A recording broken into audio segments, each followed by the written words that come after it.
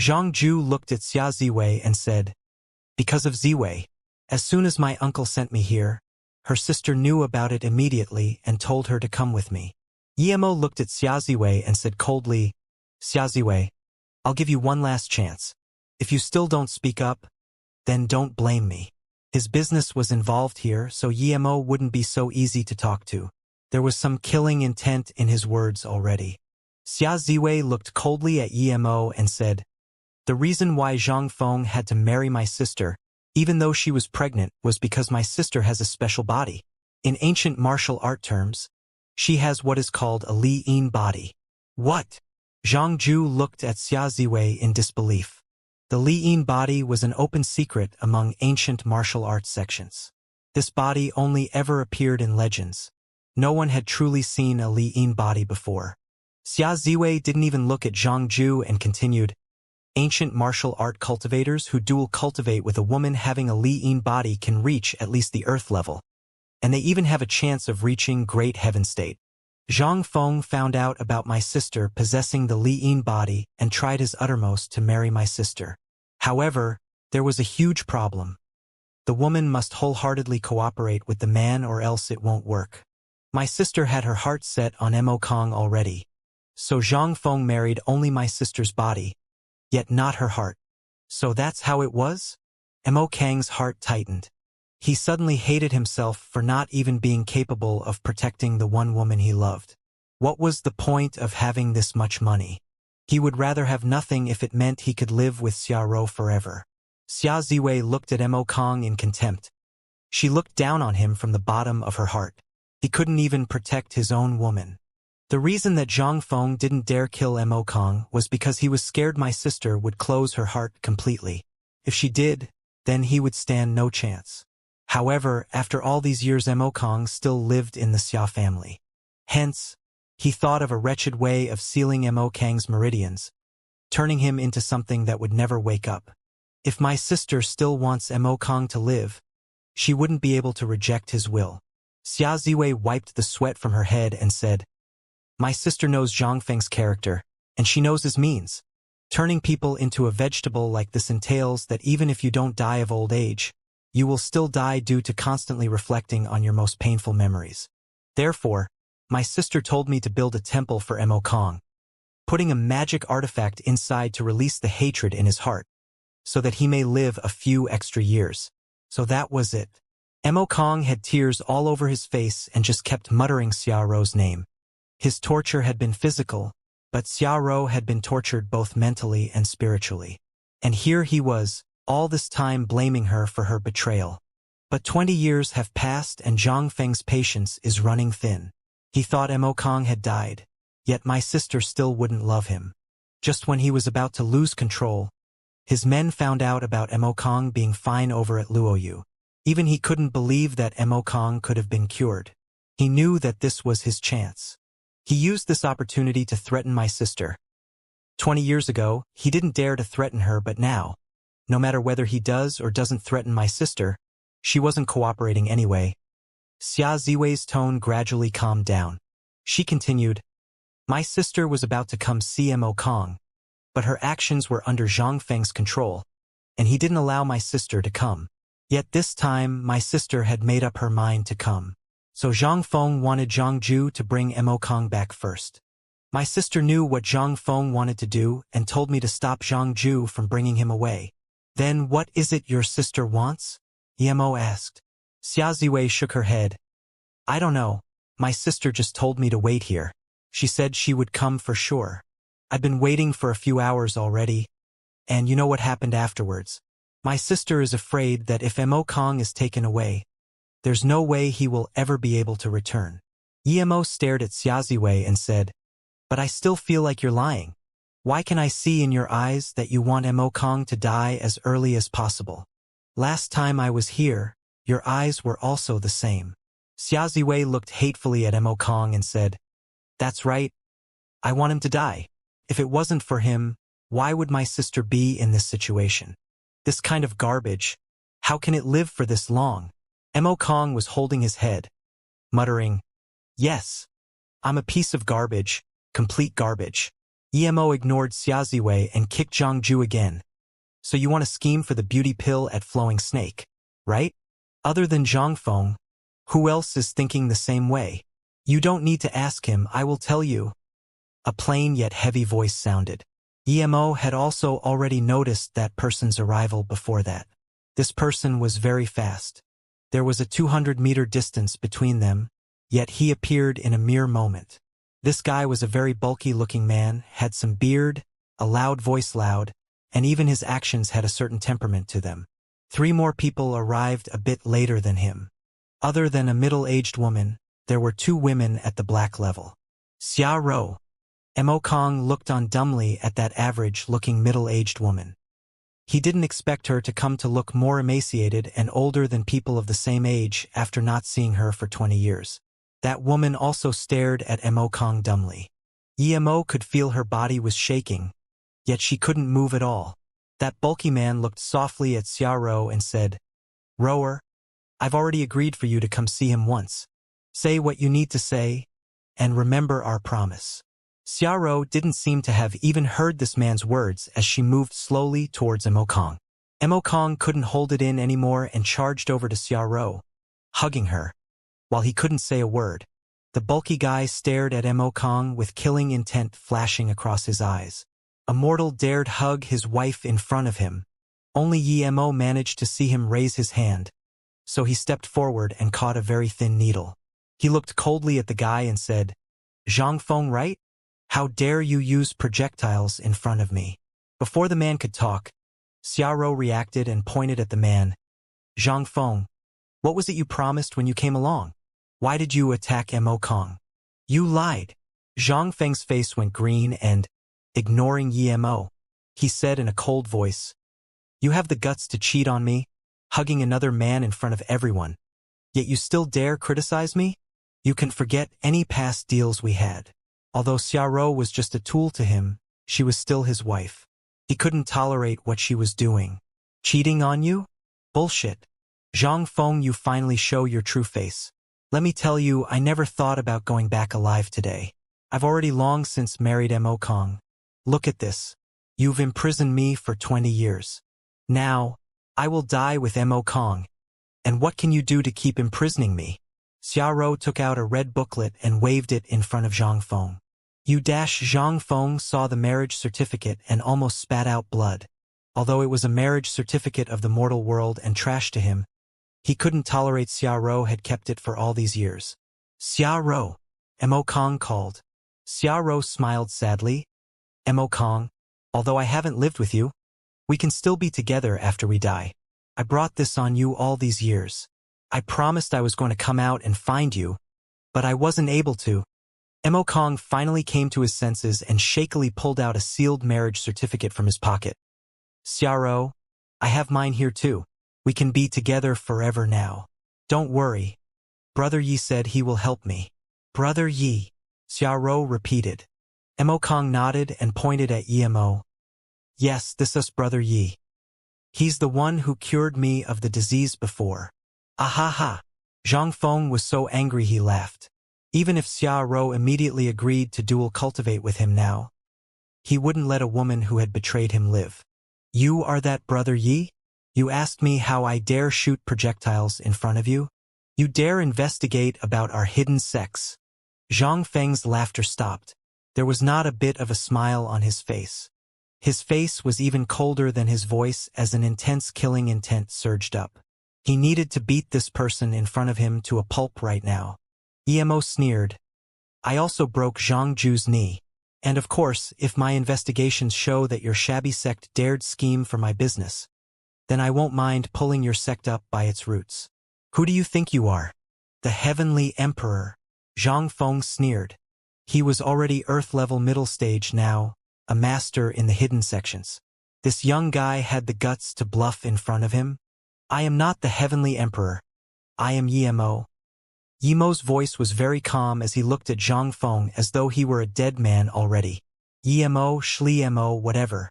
Do I look like I see a Emo? You say you're Emo?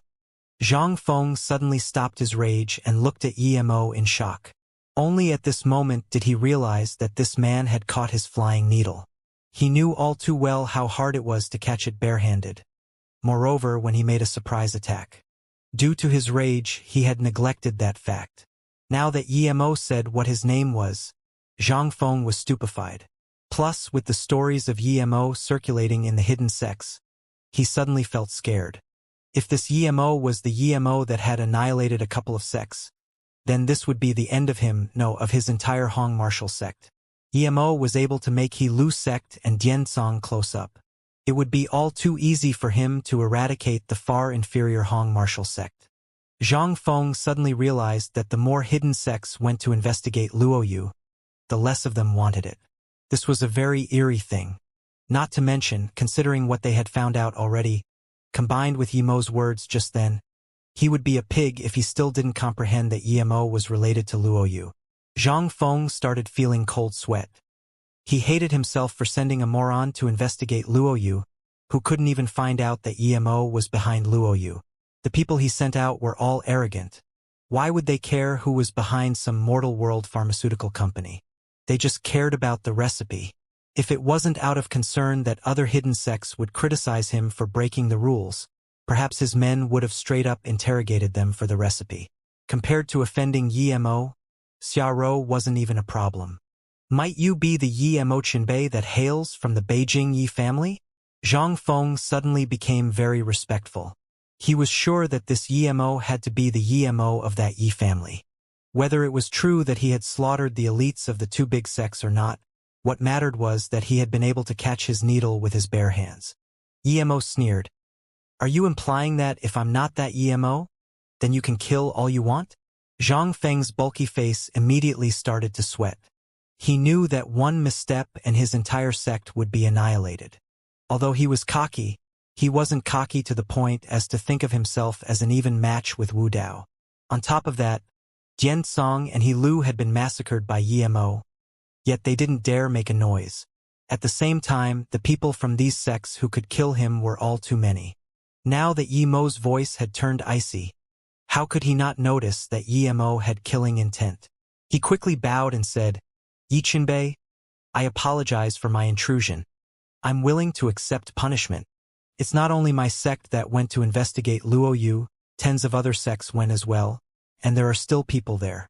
I'm willing to provide Qianbei with intelligence as to which sects are investigating your business, and will gladly compensate for Qianbei's losses.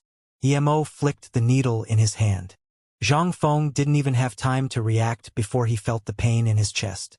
He quickly knew that the needle had gone inside his body. Brother Mo, this person who stole your wife is yours to deal with now. Yemo looked at Mo Kong and Xiaoro, who were dumbfounded. Mo Kong knew Yemo was powerful. Otherwise, he wouldn't have been able to subjugate Zhang Ju and Xia Ziwei.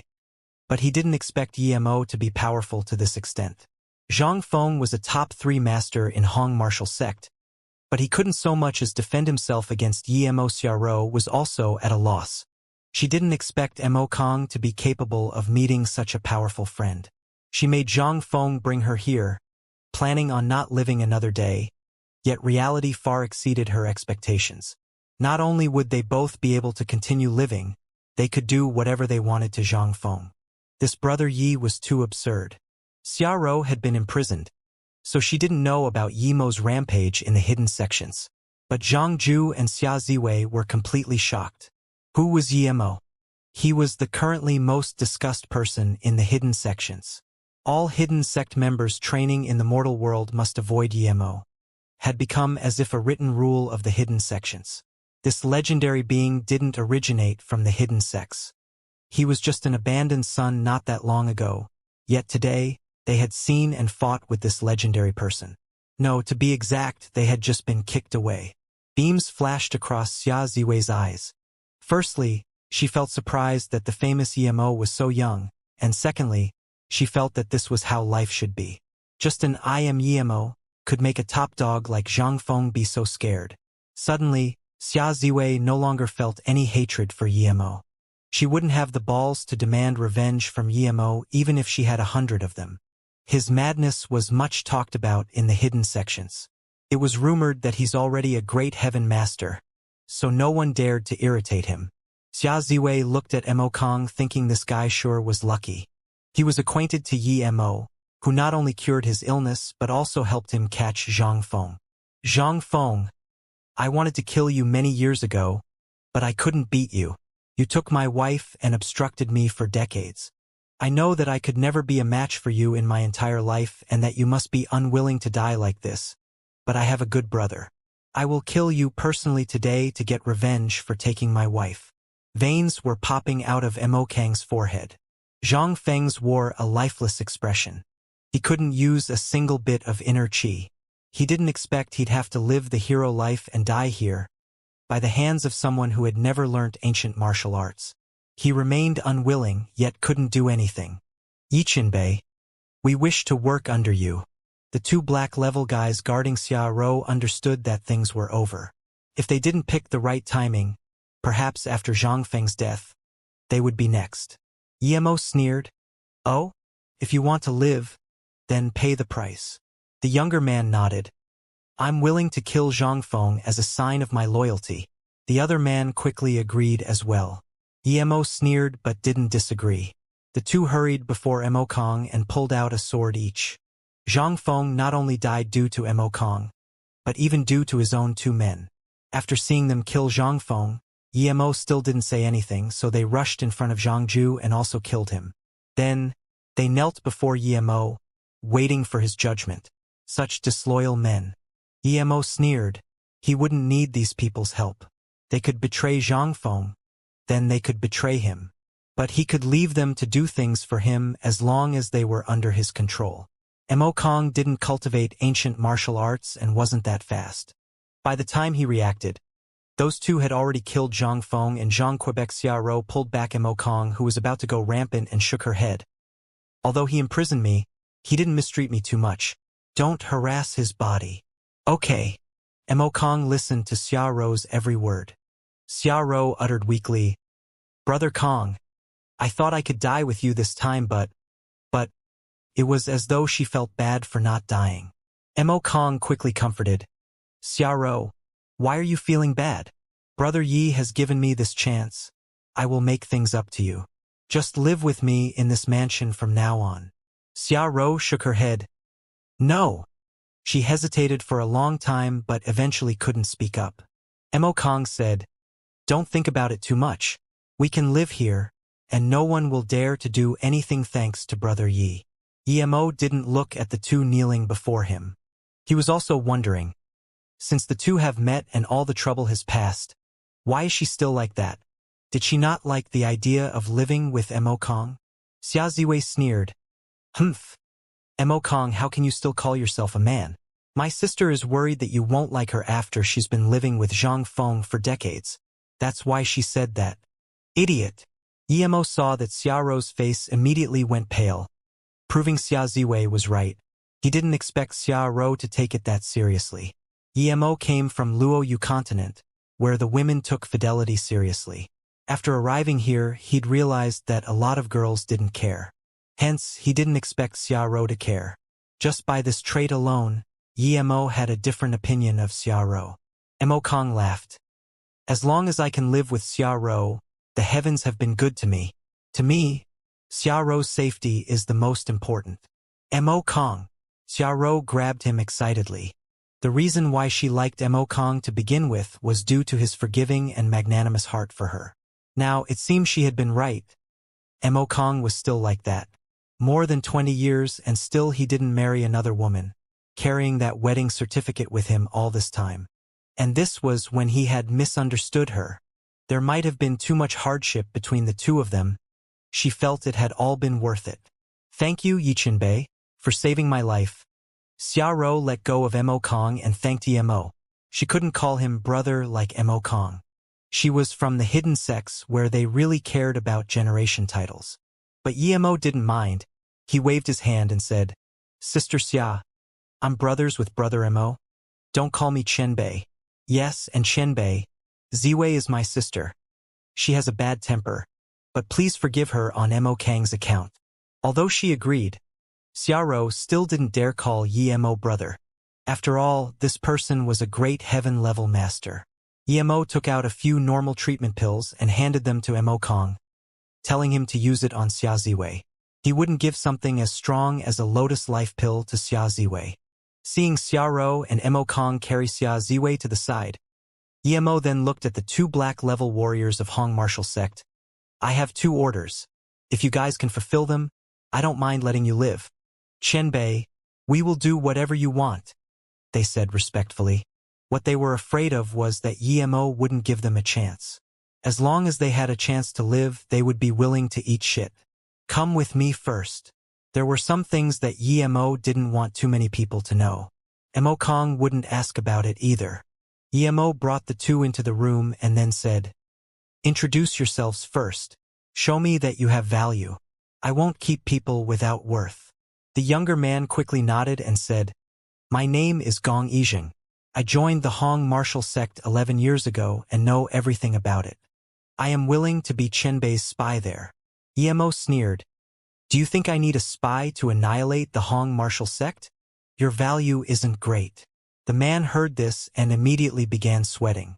The other balder man heard this and said, I'm Tang Yu.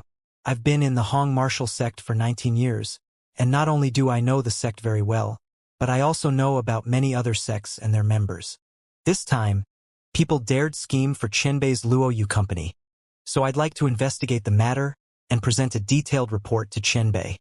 Wanbei is also willing to investigate, Gong Yijing quickly said. Emo sneered. I don't need you to investigate. I can still let you go. But I have a way to control your soul and will need you 2 to cooperate with it. When I use it, don't resist or you will die. After I take a part of your soul, you won't be able to betray me in your life. If you do, I merely have to shatter your soul card and no matter how far away you may be, you will still die. Hearing Yemo's words, they were both shocked. They didn't expect Yemo to let them off easily. But they didn't expect this to happen. Can a person's soul really be controlled? Or even have a part taken away? They had been cultivating ancient martial arts for this long yet had never heard of such thing. This was too absurd. Seeing the 2 freeze on the spot, Yemo said in derision, Since you don't agree then never mind. I don't want to waste energy to take your soul anyway. It did indeed use a lot of his spirit power to take the soul, and the success rate was quite low. Furthermore, you need the victim to fully cooperate with you, but even then, there is only a 50 to 50 success rate. If it fails, then the victim will die. Of course, Yemo didn't care about their lives. Qianbei, I am willing. Gong Yijing was the first to react and said. Tang Yu saw this and also quickly responded, Qianbei, I'm also willing. Okay. In that case, relax and don't think about anything, Yemo instructed as he took out 2 small jade cards. He was preparing to seal their souls in these jade cards. If he had still been at the Qi gathering primary stage, the success rate would have been even lower. When Yemo extracted their soul, the 2 felt a sense of weakness. After seeing their soul taken away with their own eyes, they noticed a black line on the jade cards.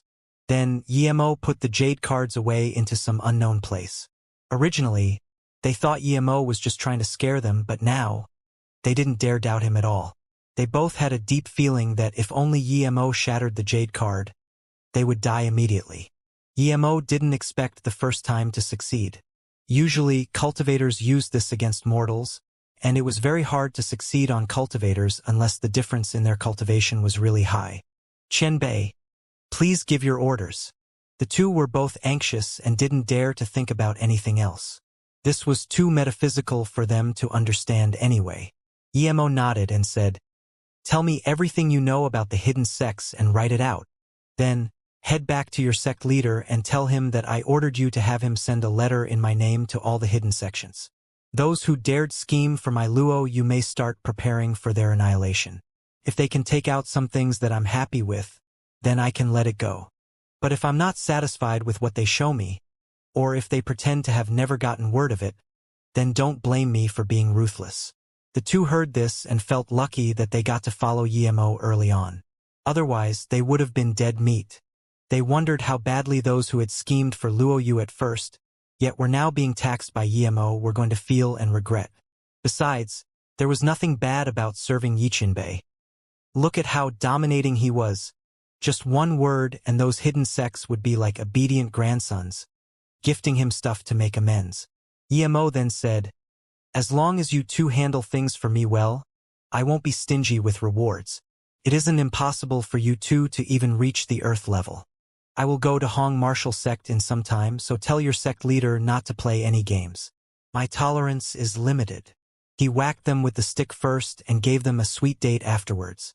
Although Emo knew the two wouldn't dare to betray him, if he wanted them to do things of their own initiative, he needed to reward them. "Yes, Qianbei," the two said as they started thinking. In all of the hidden sects, the people at Earth level were not many.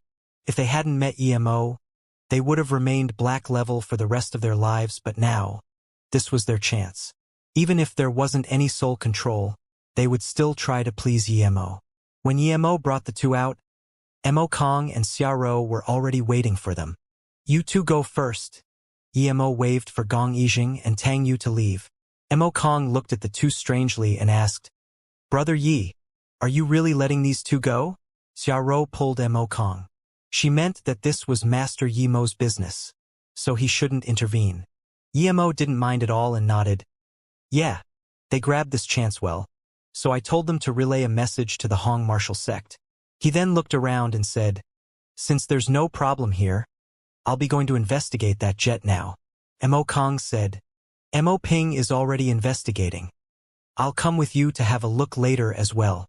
Qianbei, I'm not planning on going back, but if there's anything you need, just tell me." Xiao can still help. Xiao thought that even though she wasn't strong, she had still been living in the hidden sects, and so she knew the hidden sects better than Emo. She had heard Ziwei say that Emo didn't come from the hidden sects after all. Emo waved his hand and said, "You two just have a good reunion. I can investigate the plane myself. If Mo Ping finds something, just tell him to go meet me tomorrow afternoon at the Bamboo Night private manor. That's where I'll be." Xia Ziwei hesitated for a while before saying, "Yiqinbei, 3 years ago when my sister told me to bring Mo Kong here, I encountered something, and perhaps it might be of use to you." "What is it?" Emo looked at Xia Ziwei. She was a meticulous person in his opinion, so what she wanted to say would surely matter to him. Xia Ziwei organized her thoughts and recounted, 3 years ago, I was sending Mo Kong back, and because it was far away, Mo Kong called a helicopter over. When we neared the fishing island next to Hong Kong, I saw a civilian jet being a bit shaky as it almost fell into the ocean. But soon it seemed under control again, hence I didn't mind it much. But 2 days later, I saw on the Hong Kong news that a plane flying from Australia to Korea had gone missing. At the time, I guessed it was probably that plane I had seen, but I didn't really care about it then. Now when I heard Mo Kong say that a plane from Hong Kong to San Francisco had also gone missing, it made me wonder, could it be because of the same people? Xia Ziwei was also very curious. Yemo's wife had actually been on the missing plane.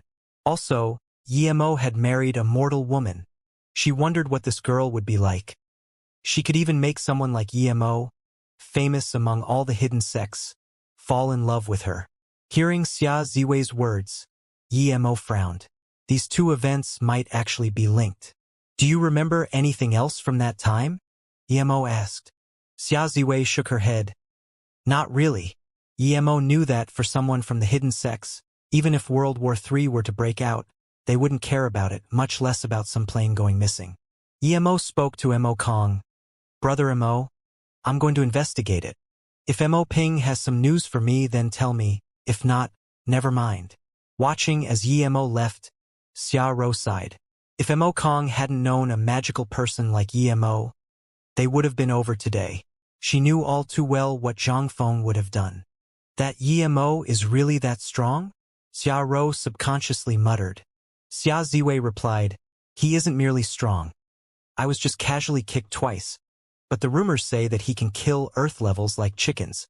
I also heard about the He Lu sect which tried to rob him of his blood coral. That not only did Yemo kill everyone who participated, those who sought revenge on the Beijing Yi family also all died. Out of the fear that Yemo would try to get revenge on them, they even sealed their sect."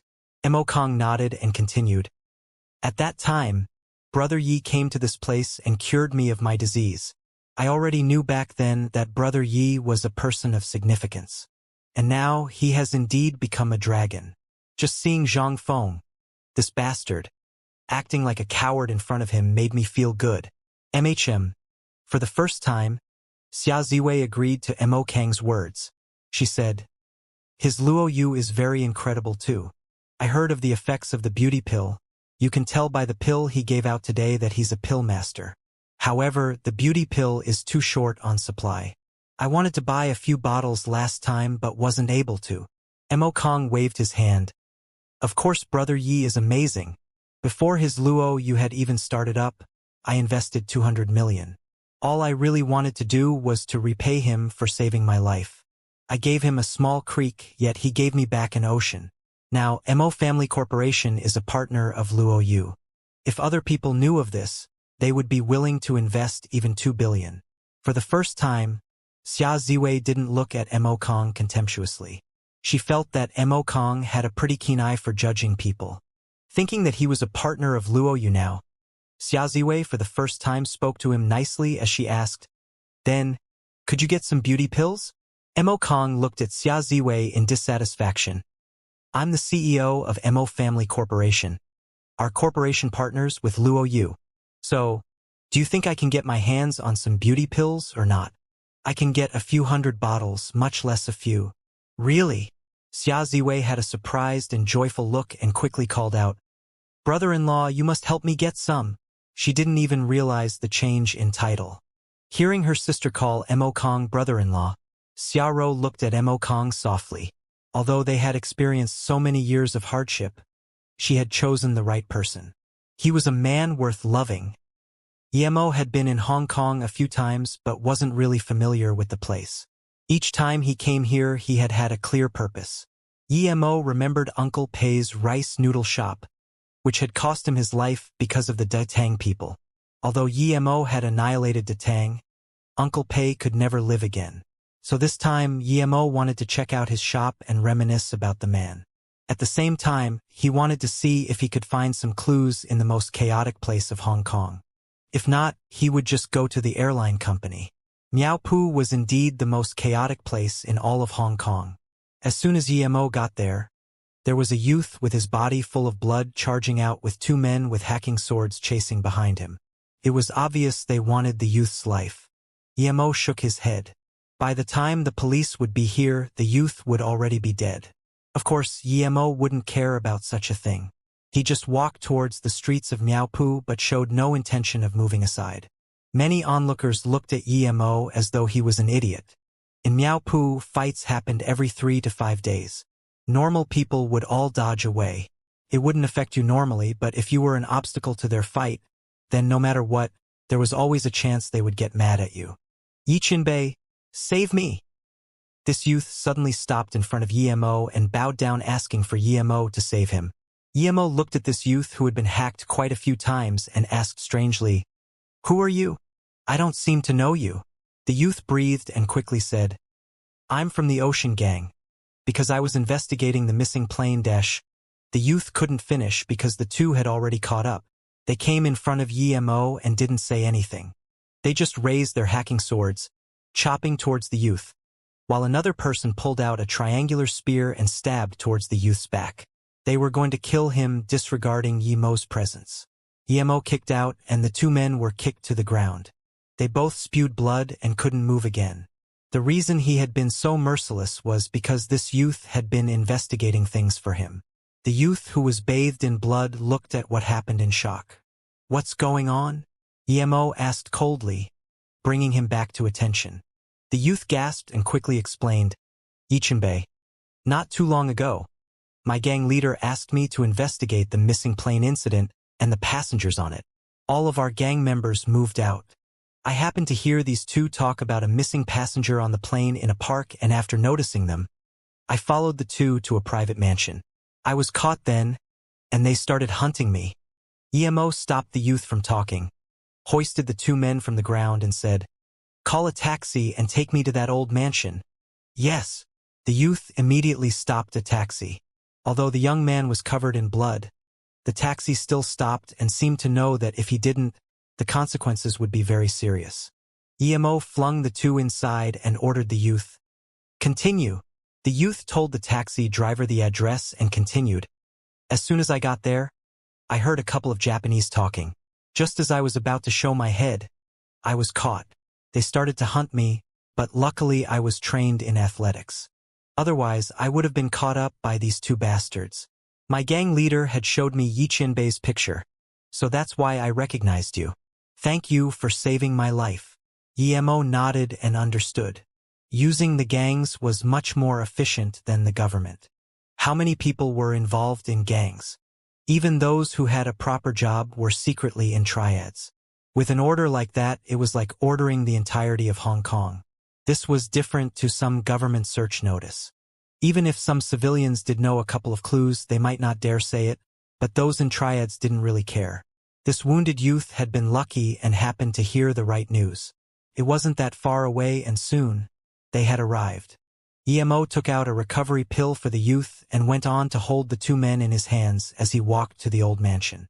As soon as Emo entered the mansion, he knew it was empty. When you came here before, were there a lot of people? Emo dumped the two men to the side and asked. The youth replied, I saw 4 men at the time, including these two. 4? So there were at least 2 who ran away. Emo kicked the 2 awake and was ready to interrogate. The 2 said something, but it was in Japanese. Emo couldn't understand it.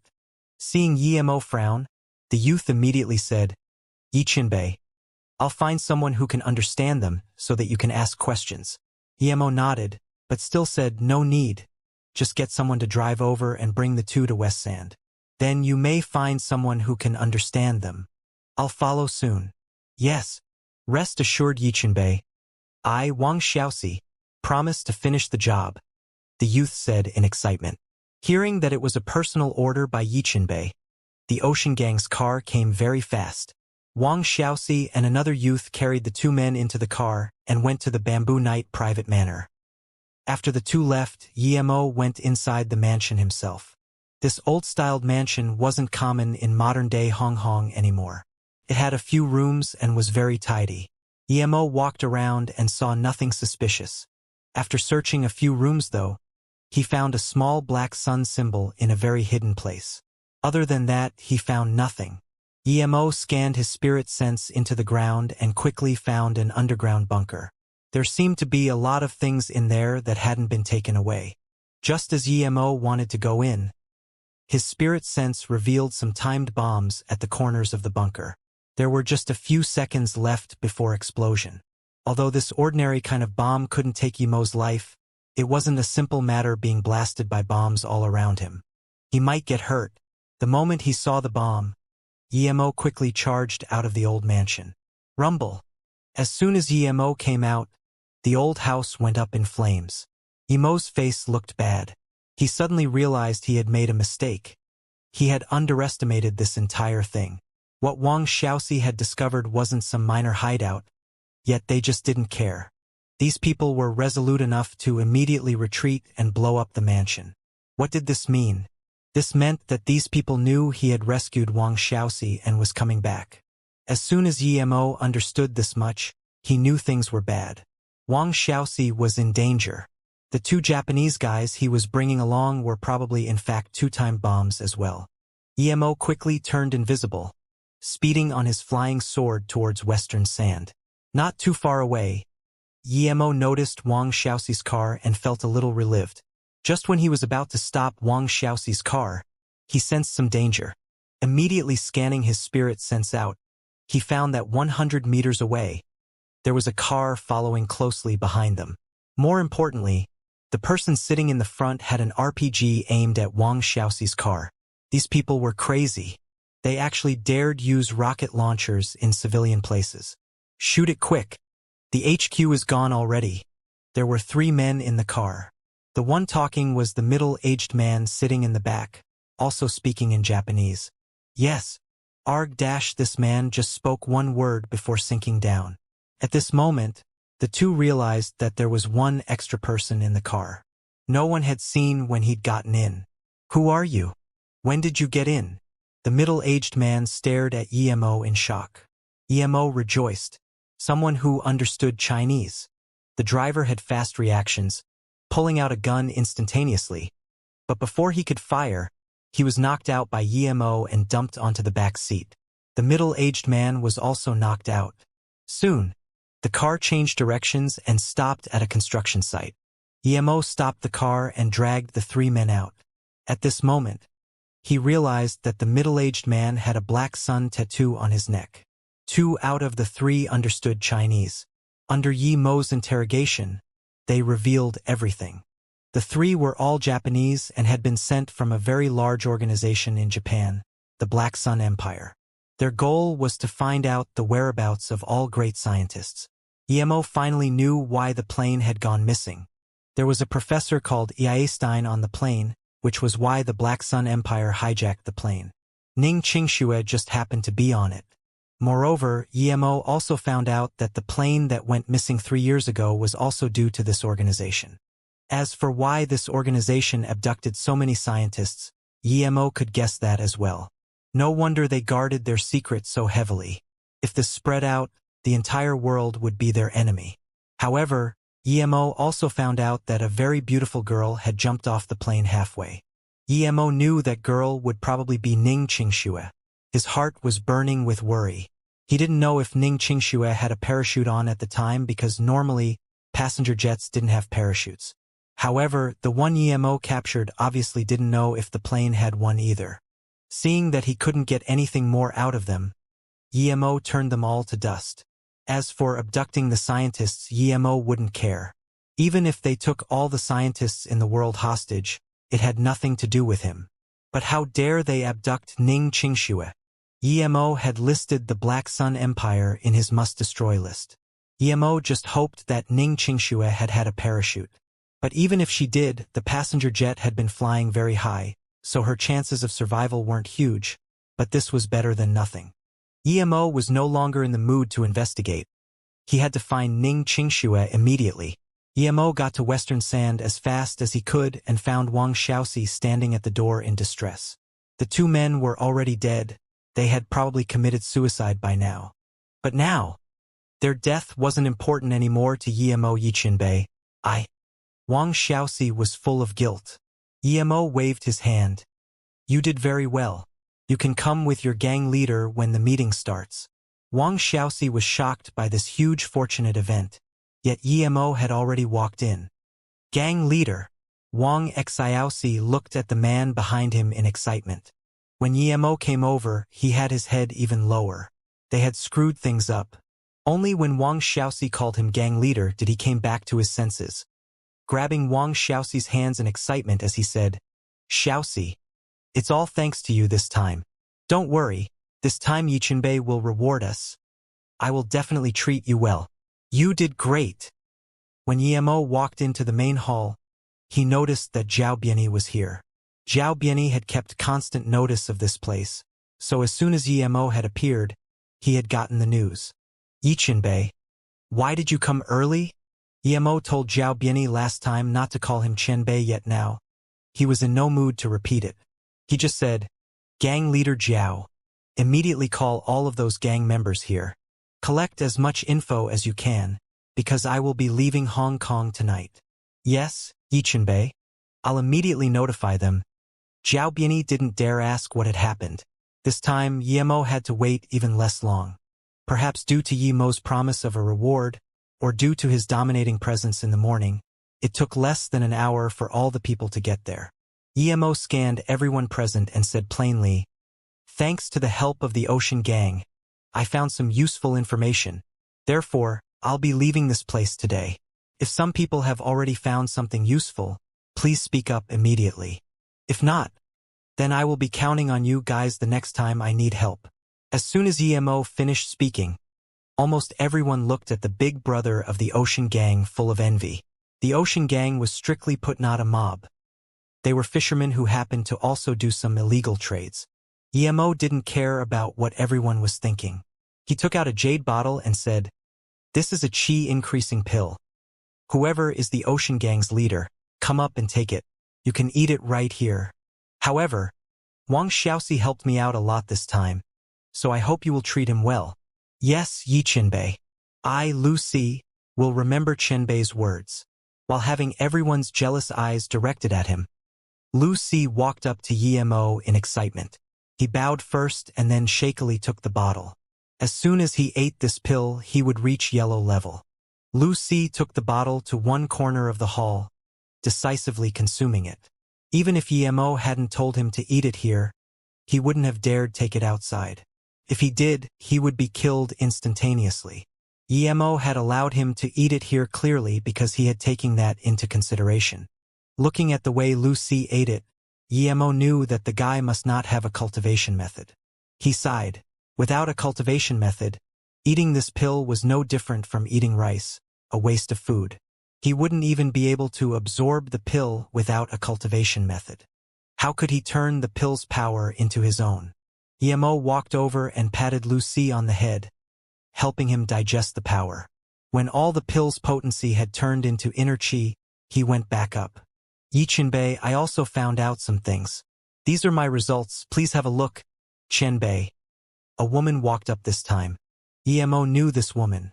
When he came here last time, other than Zhao Biani, this woman was the first to subdue to him. Yemo remembered she was called Su Yuehua and had the nickname of Black Widow. This time too she was wearing black clothes. Since she was able to procure some results in such a short time, it meant that this woman wasn't simple. Furthermore, she was one out of the mere 3 yellow levels present, yellow level peak at that, having the highest cultivation out of the 3. She probably had her own story, but Yemo didn't care about it. Yemo took the data from her and gave it a look.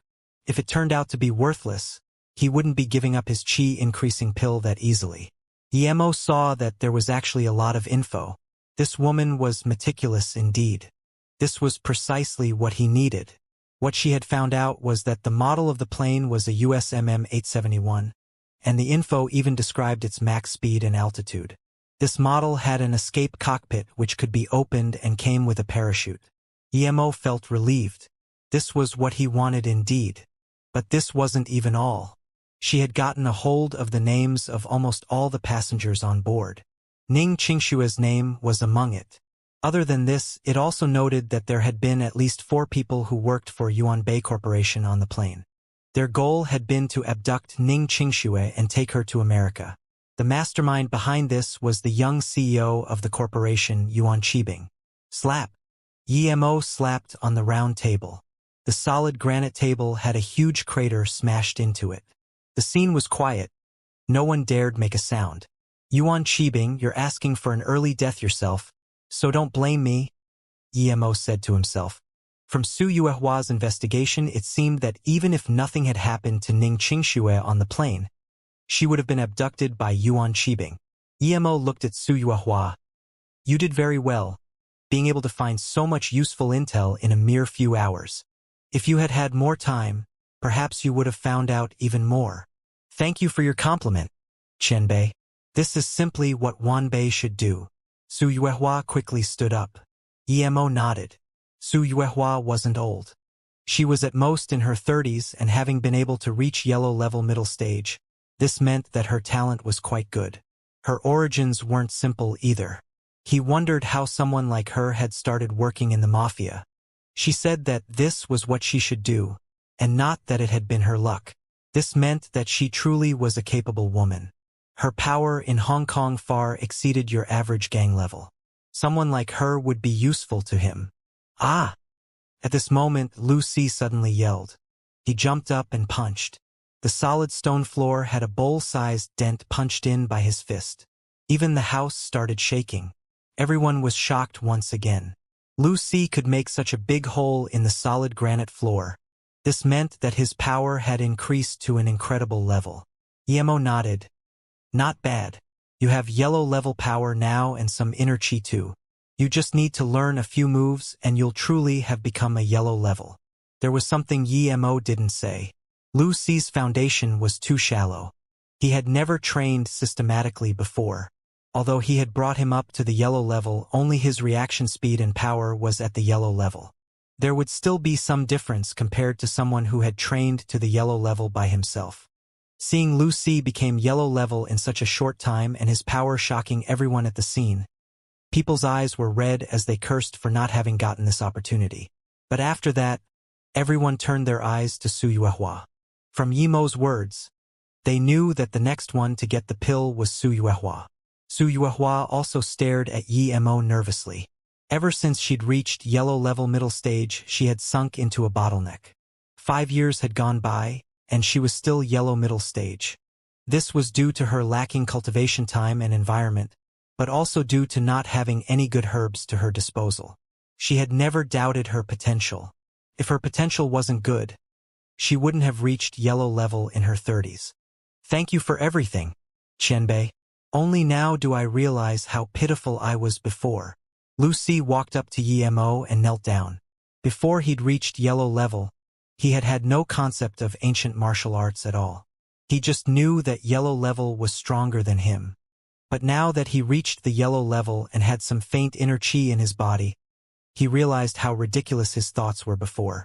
He also grasped that if a normal martial artist were to fight with a yellow level warrior, then no matter how good they were, they would die for sure. He hadn't even dared dream about his current power before. From this, one could see how terrifying Yi-Mo was. Yi-Mo waved his hand and said, "No need to thank me. This is what you deserve. Go back first." Everyone looked at Lu Si with envy. Although everyone wanted to ask how strong he was right now, no one had the guts to talk now. Some gangs who had conflicts with Lu Si were already thinking of ways to resolve them. Yi-Mo looked at the hopeful Su Yuehua and said, "You are very good. There's a chi increasing pill here, eat it now. It depends on your luck if you can reach black level or not." When he gave a pill to Luoxian, she had been just yellow level middle stage, yet she reached black level primary stage peak under the effects of the pill. But Su Yuehua was already at the peak of yellow level middle stage. Su Yuehua quite possibly might reach the black level. Yi-Mo's words shocked everyone again. He said she might even reach black level. Everyone knew there were 3 yellow levels from what Yi-Mo had said in the morning, but they didn't expect she actually wasn't yellow level primary stage. Her name wasn't well known in Hong Kong, yet she was a yellow level. This made a lot of people who had had nefarious schemes for her feel some cold sweat. Su Yuehua took the pill excitedly. For her, it was already heavenly fortune if she could break past the yellow level middle stage barrier. But Yi-Mo said that she might even reach black level. She almost couldn't contain herself from excitement. Black level. She had never even dreamed about it before. Seeing Su Yu consume the pill and digest it, Yi-Mo nodded. Su Yuehua did have her own cultivation method. But even the yellow level middle stage Su Yuehua didn't dare to bring the pill outside and chose to take it here. With everything done, Yi-Mo stood up. "Thank you everyone for your help. I will gift everyone a recovery pill. Then, the meeting ends here today, you may leave after taking your pill." Yi-Mo took out a big porcelain vase and gave it to Zhao Bieni, making him give everyone one. This pill wasn't very precious but could treat wounds much better than normal medicine. Although only 2 people got the chi-increasing pill, everyone was happy that they got the recovery pill. Even if Yi-Mo hadn't given anything, no one would have dared to go against his orders. Seeing that everyone had left, Yi-Mo took out a normal ancient martial arts cultivation method for Zhao Bieni and said, "You've helped a lot this time. Here is an ancient martial arts cultivation method. What degree you reach will depend on your own fortune." If Yi-Mo had taken out something else, he might have been polite and tried to reject it, but an ancient martial arts cultivation method? This was something even the great families of China might not have. How could he reject that? Although it was useless to Yi-Mo, it was worth more than millions to Zhao Bieni. Zhao Bieni took it excitedly and swore loyalty to Yi-Mo. Yi-Mo waved his hand. He didn't even take Zhao Bieni's words to heart. Zhao Bieni was afraid because he could kill him in an instant. If his power were weaker than his, Zhao Bieni might just kill him immediately. The reason he gave everyone a pill and Zhao Bieni a cultivation method was because he might need their help in the future. He couldn't just come when he needed help and leave when he didn't. If things were to continue like that, then even if they didn't dare to not come, they would do things half-heartedly. "I have a friend called Mo Ping. If he comes tomorrow, tell him that I'm already gone." Yi-Mo was afraid Mo Ping would come looking for him. "Mo Ping," Zhao Bieni repeated. "What? You know him?" Yi-Mo looked strangely at Zhao Bieni. Zhao Bieni nodded nervously. "If it's the Mo Ping of the Half-Mountain Mansion, I know of him, but I don't know him personally. His uncle is a British baron, and he is the Chief of Commerce of the Hong Kong Commercial Association. Emo just realized that Mo Kong and Mo Ping had such a status, yet no matter how much status they had, they were played with however the hidden sex liked it. Okay, you leave first. I have something to say to Su Yuehua. Emo saw that she had digested the pill, and her face showed surprise and joy. Yes.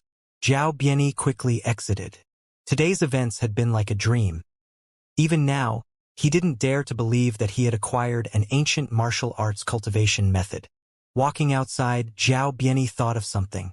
How could Mo take out so many things if he wore such thin clothes? He wondered how Mo had taken out all these things.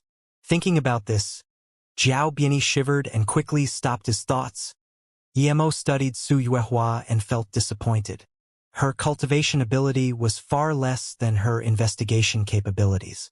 Su Yuehua had only reached half-step black level. Still, she couldn't be blamed. This was due to her potential and cultivation method. Luo Xian came from the inner hidden sex. Her cultivation method must be the top of the top. Also, not everyone could become a core member of the inner hidden sex like her, so since she could, it meant her talent was first grade. If it wasn't due to Ning Qingxue, Mo wouldn't take out the precious qi increasing pill. Although those little more than 10 pills were useless to him, he still had a lot of people working for him. Su Yuehua walked in front of Mo with joy, bowed and said, "Thank you for your pill, Qianbei. I didn't expect to benefit so much." Compared to Mo's thoughts, she was very satisfied. Not only had she reached the tertiary stage of the yellow level, she went past the peak stage and reached half-step black level. Mo nodded and said, "Although you didn't reach black level now, you can in a few years of hard work. Su Yuehua, you're a smart person. Do you know why I made you stay behind?" Su Yuehua wasn't ugly, but she wouldn't be so arrogant as to think Mo wanted her here for her looks. "Qianbei, please make your orders. Although my power in Hong Kong is average, I have my ways." Su Yuehua immediately understood what Mo meant. Mo nodded in approval. "Your abilities are undoubtedly there.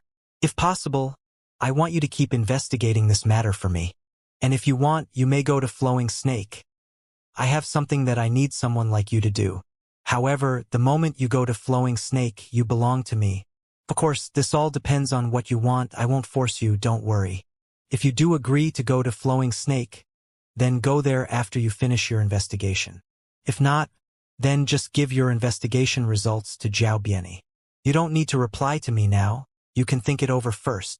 "Flowing Snake!" Su Yuehua exclaimed. That was Luo Yu's territory. She quickly understood though. She was really stupid. If Luo Yu didn't belong to Qianbei, how would Fei Yu have been able to get the spot?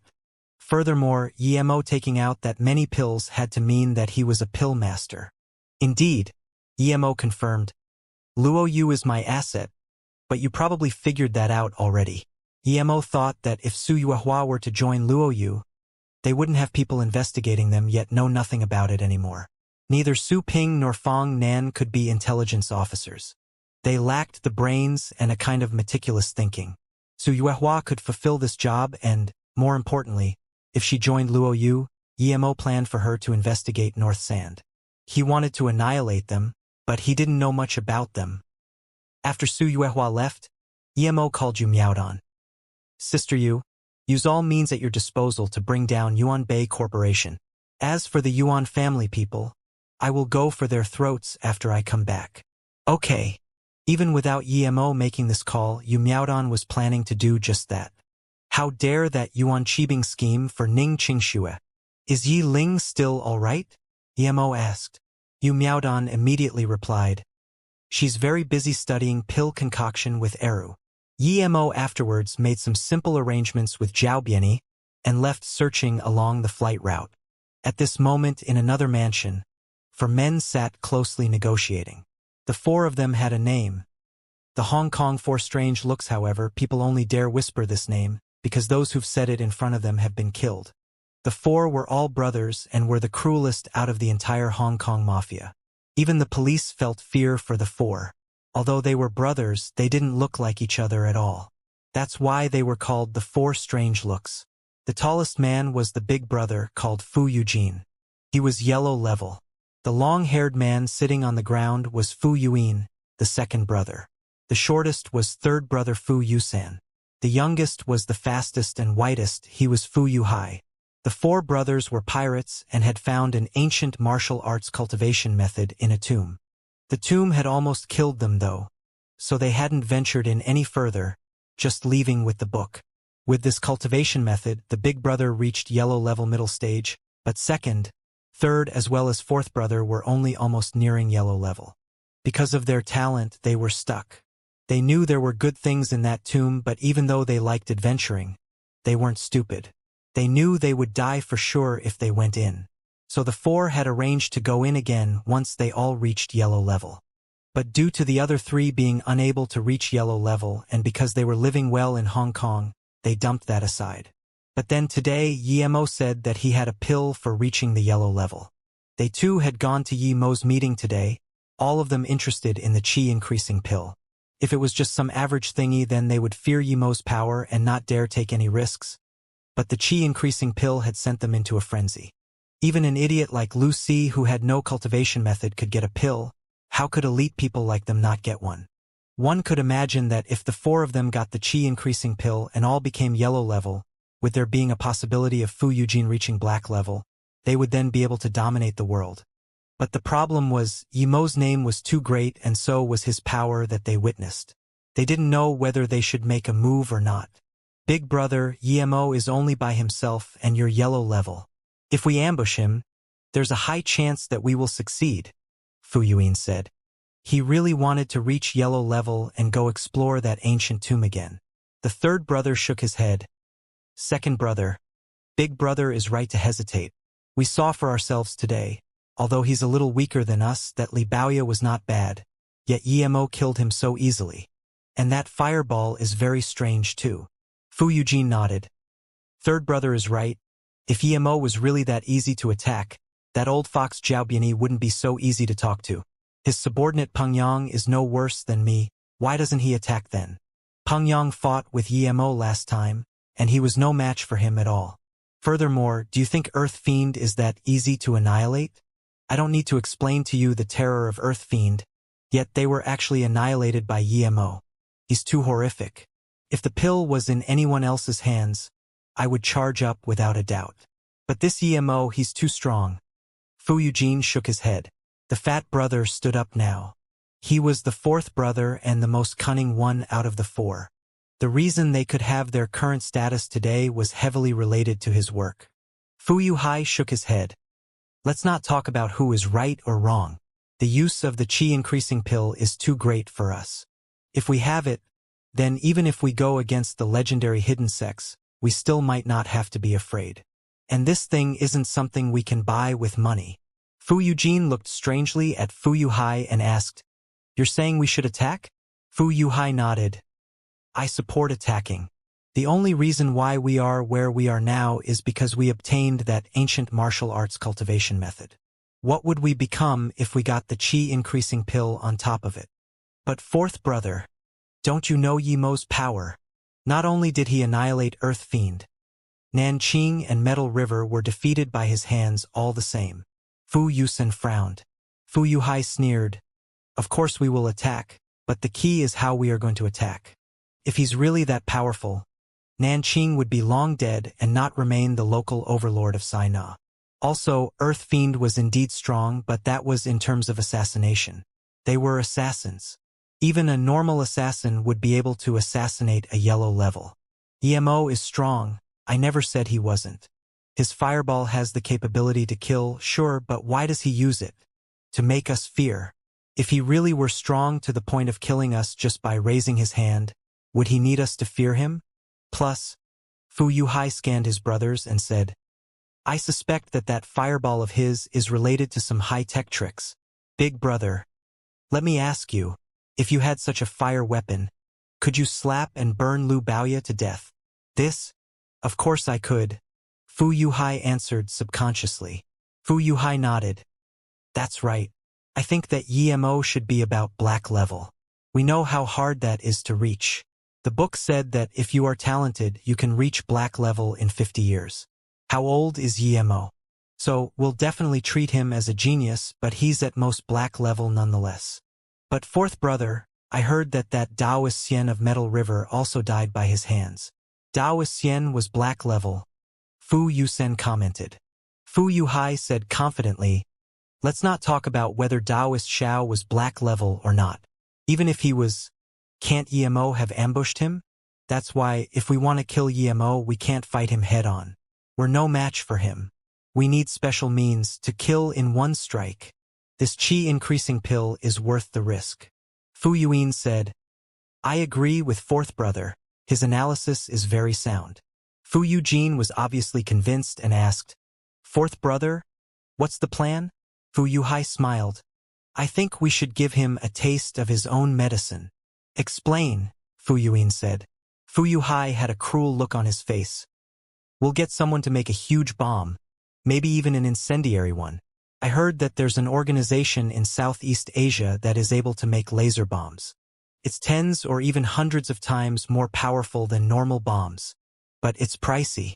Still, I believe that compared to the chi-increasing pills, money means nothing. Seeing that the others didn't speak up, Fu Yuhai continued, of course, we need to choose a good ambush location so that we manage to kill him in one go. Okay, let's negotiate how we're going to act out the plan. It's a pity we don't have any special bombs ready. If we did, tonight would have been the best timing. Yemo sent us away, but he kept that sexy Black Widow. Perhaps they're doing it. I really didn't expect her to be a yellow-level warrior. What a shame. If only I could have a go on her. Fu Yuin commented in disappointment. Fu Eugene shook his head. Second brother, we're talking about a serious matter here. This concerns our lives. Yemo would never keep Black Widow for sex. Actually, perhaps he has already left Hong Kong. Big brother is right. If Yemo was someone like that, we wouldn't need to be so careful. But if second brother wants Black Widow, it's really a simple matter. Even if she reached black level, we could still capture her. However, we shouldn't try her before we have Yemo. I think the reason Yemo kept her was due to her intelligence-gathering abilities. Fu Yuhai warned. Fu Yuin laughed awkwardly. It was just a joke. Su Yuehua was also being hesitant. She was considering whether she should follow Yemo or not. Yemo had stated very clearly that he wanted her to work for him. Su Yuehua believed that even if she disagreed, Yemo wouldn't go back on his words and trouble her. But she had her own hardships too. No one knew that she actually originated from an annihilated hidden family. Only she had escaped the massacre of her family. Her father had given her an ancient martial arts cultivation method, and it took her almost 20 years to stumble to the yellow-level middle stage. She knew that with that kind of progress, she would never be able to get revenge in her entire life. She thought that since Yemo had formed such a big company, had connected with Hong Kong's high-profile people, and had even annihilated Earth Fiend, this meant that he had great ambition. If she were to get involved in it, she would be affected for sure. She was used to her current life. Although she had no hope at getting revenge, she felt that her current life was peaceful. Even though she was in the mafia society, she never really went to fight and kill. She was doing proper business, which didn't mean that she didn't come into contact with the mobs. The reason why she was called Black Widow was because a medium-sized gang had wanted to take her in and seize all of her business. During the ensuing conflict, she annihilated the entire gang. Just like that, her name got big. That's why no one in the underground world dared do anything to her. She considered life to be better than before. But she understood that if she didn't follow Yemo, her life would be just that. There would be no progress. She gave it a lot of thought and in the end decided to have a look and see whether Yemo was the ambitious person she thought he was. As soon as she came back to her hotel, though, it turned out that there was already someone waiting there for her. Do you have some business with me? Su Yuehua noticed that the person who was waiting for her was Lu Si, the gang leader of the Ocean Gang. Such a minor gang wasn't worthy of Su Yuehua's consideration, though. Lu Si knew his own status and knew that he amounted to nothing in her eyes. Seeing Su Yuehua, he stood up and said respectfully, Big Sister Su, I came to serve you. Su Yuehua looked at Lu Si confusedly. You want to follow me? Your businesses are all in the sea, while mine concern hotels and intelligence. Lu Si said seriously. Sister Su, I know that my ocean gang must seem worthless in your eyes. I was lucky that Yichinbei gave me a chi increasing pill. I reached the yellow level all thanks to this pill. And after reaching the yellow level, I came to realize how lowly I had been before. Su Yuehua seemed to have understood where he was going with this. She sat down and told Lu Si to sit down first too. After sitting down, Lu Si continued, I know fully well that my meager abilities are worth nothing to Yichinbei, but it's different for Sister Su. Yichinbei wants to keep Sister Su due to Sister Su's capabilities. So I think if I follow Sister Su, then if Sister Su follows Yichinbei, I can benefit a little too. Su Yuehua started looking at Lu Si properly for the first time. No wonder her father had told her to never underestimate anyone. Lu Si didn't have great fame and was just a small boss in the Hong Kong mob world. Yet he could see that far ahead, imagining why Yichinbei would keep her. He wanted to progress higher, which meant following Yemo. But he knew that Yemo didn't need him, so he came to her instead. This person was quite cunning. Although the Ocean Gang was a small gang, it was still a fat piece of meat. Also, he had managed to survive in between all those big gangs, which proved that he wasn't that simple. You're very smart, Su Yuehua applauded.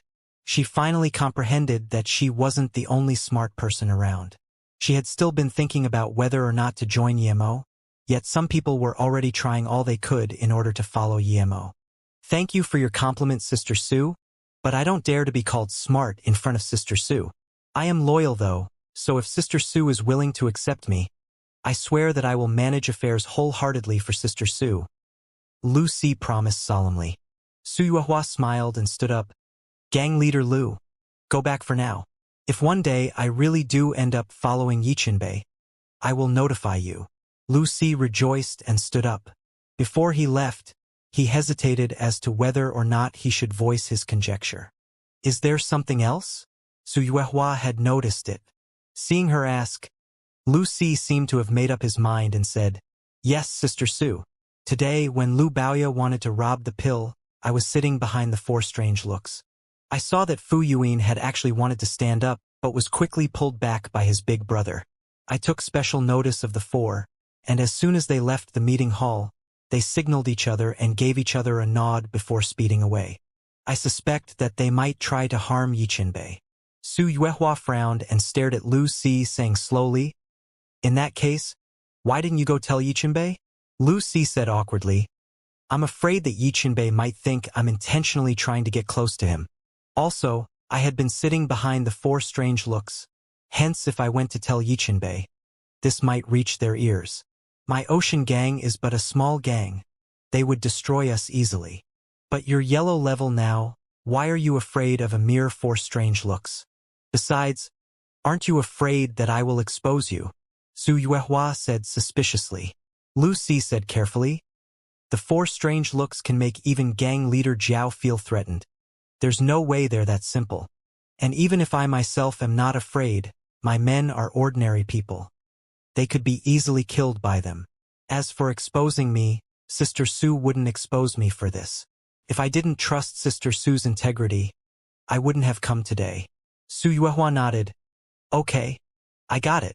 I will take note of this, go back first. When I need you, I will notify you.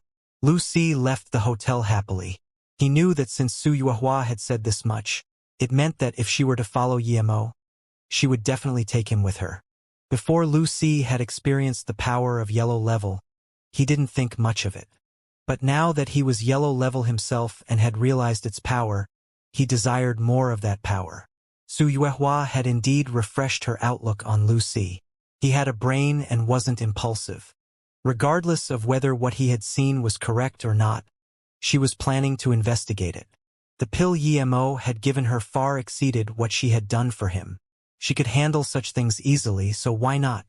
Moreover, other people might fear the four strange looks, but she didn't.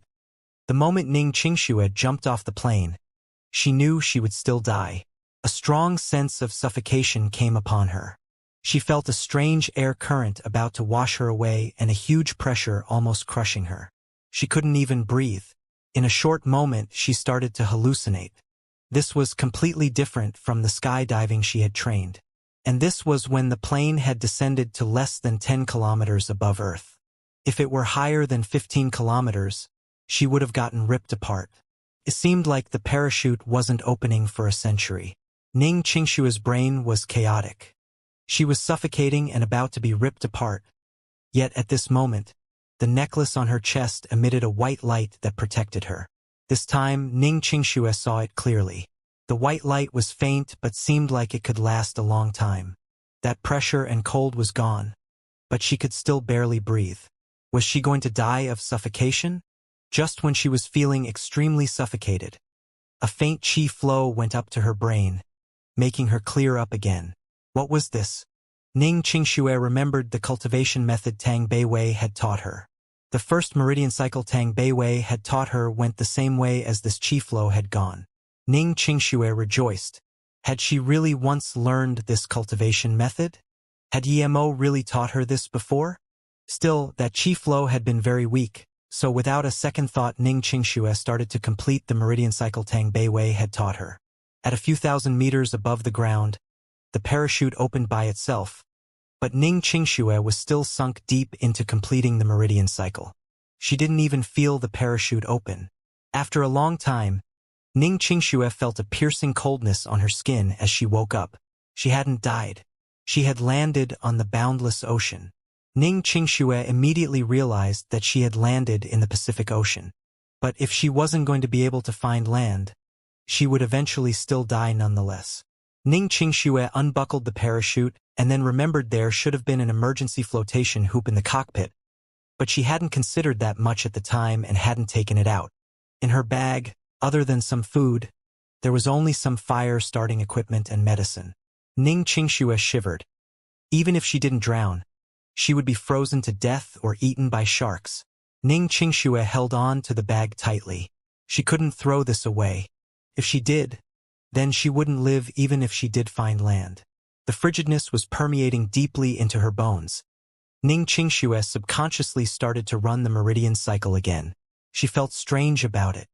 As long as she cultivated, that coldness would go away. She even felt a little bit warm. Time passed slowly, and when Ning Qingxue woke up again, it was already night. In front of her there was a white glacier reflecting the moonlight. Ning Qingxue rejoiced and started swimming towards it. She felt lucky that she still had so much stamina after such a long time. However, she was quite hungry. When she came to this glacier, Ning Qingxue started feeling cold again. The wind blew as she cowered into a crevice within the icy mountain. The freezing temperature forced her to keep up the cultivating. She opened up a can and ate it, all the while continuing with her cultivation. She knew that the moment she stopped, she would freeze. Currently, Ning Qingxue started to believe more and more that she had practiced the cultivation method Tang Beiwei taught her before. She understood a lot of the directions of the meridian cycle and completed it as if by habit. By the time Ning Qingxue woke up again, the sun was already up. Ning Qingxue found that the clothes on her body had already dried. However, her necklace's light seemed dull. Ning Qingxue took it out and looked at it worriedly. When she saw the protection of the necklace, she felt an emotional attachment to it. It was like her friend, sacrificing its lustrous appearance to protect her. Was it really just as Mumei had said? The last time, had this necklace also protected her in danger? Did the necklace turn dull last time as well? And as time went by, it recovered its sheen? Putting the necklace down, Ning Qingxue investigated the situation her own body was in. There seemed to be some extra power in her dantian. She could use the power inside of it however she liked.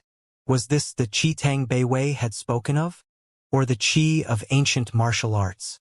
Master Wu Guang had said that in order to cultivate Qi, even a talented ancient martial arts practitioner had to spend at least 5 years or more. Normal people needed 10 years. And some would never be able to get it in their entire lives. She'd only cultivated for 20 or so hours and gotten inner Qi. Suddenly, Ning Qingshue's face changed. She remembered something else that Master Wu Guang had said. If she really had had such power, then in 1 year's time, she should have been able to use her power to envelop her memories before she died. Had that really been the case? If it was all true, Then this indicated that Mumei hadn't lied to her and Wu Guang's words had also been true. That would mean that she really had fallen in love with Yemo. How could this be? How could she fall in love with Yemo? Who was Yemo? She had already investigated him. Some rich second-generation kid that was a trash to society. She believed that no matter what, they would have never been together. Wait, hadn't she ignored something? According to Mumei, Yemo had changed a lot. When Yemo came to U-State to find her, he really did seem different from the Yemo she knew. Other than still being obsessed with her, everything else was different. That day, he had said that he was going to help her recover her memories. Yet she'd told him to leave, to piss off even. The reason she went as far as to use the words piss off was because she saw her mother kneel to him, and that had made her angry. His face had turned very pale at the time as he took out that pill he claimed to be a face-preserving pill, yet after she ate it, she still told him to leave. He even spat blood then. Her mom had been even worse of, saying that the spot Yemo was standing in was her home, and she had made Yemo leave through the window. Ning Qingxue suddenly imagined the desperation and pain Yemo's heart had to have been in at the time. She had indeed felt the changes in her body after eating the pill. Had that face-preserving pill been for real? Didn't that mean that it was worth a fortune? She thought Yemo had been bullshitting. Yet after seeing the effects of the defensive necklace and the Luoyu beauty pill, she ended up doubting those thoughts. Beauty pill, face-preserving pill. Ning Qingxue suddenly came to realize that both pills were related to beauty. Didn't that suggest that the two pills were related? Concluding this, Ning Qingxue shivered. She understood now. Considering how Fei Yu had gotten chosen and CEO Yu's attitude towards her, as well as the mysterious big boss of Luoyu, if she still didn't deduce that Luoyu was related to Yemo, she would simply be too stupid. If it weren't Yemo's company, why would Luoyu have chosen her corporation? If Yemo wasn't the big boss, why would someone as capable as Yu Miaodong have been so respectful to her? If not because she was Yemo's wife, why would Yu Miaodong have been so rude to Yuan Qibing, going so far as to even target him? After all, Luoyu was a new company. They couldn't just randomly offend Yuan Bei even if they really didn't want to cooperate with them. How come Yu Miaodong hadn't sent representatives to other companies but just to hers? So that's it, Ning Qingxue murmured. She had come to realize a lot of things. She guessed that what Yemo had told her was probably true. Ning Qingxue grabbed her hair. Although she believed these things now, she still couldn't believe that she'd fallen in love with Yemo. Ning Qingxue sighed and cast these thoughts aside as she walked out from the crevice and found a place to sit. She took out some things to eat before realizing she was short on water.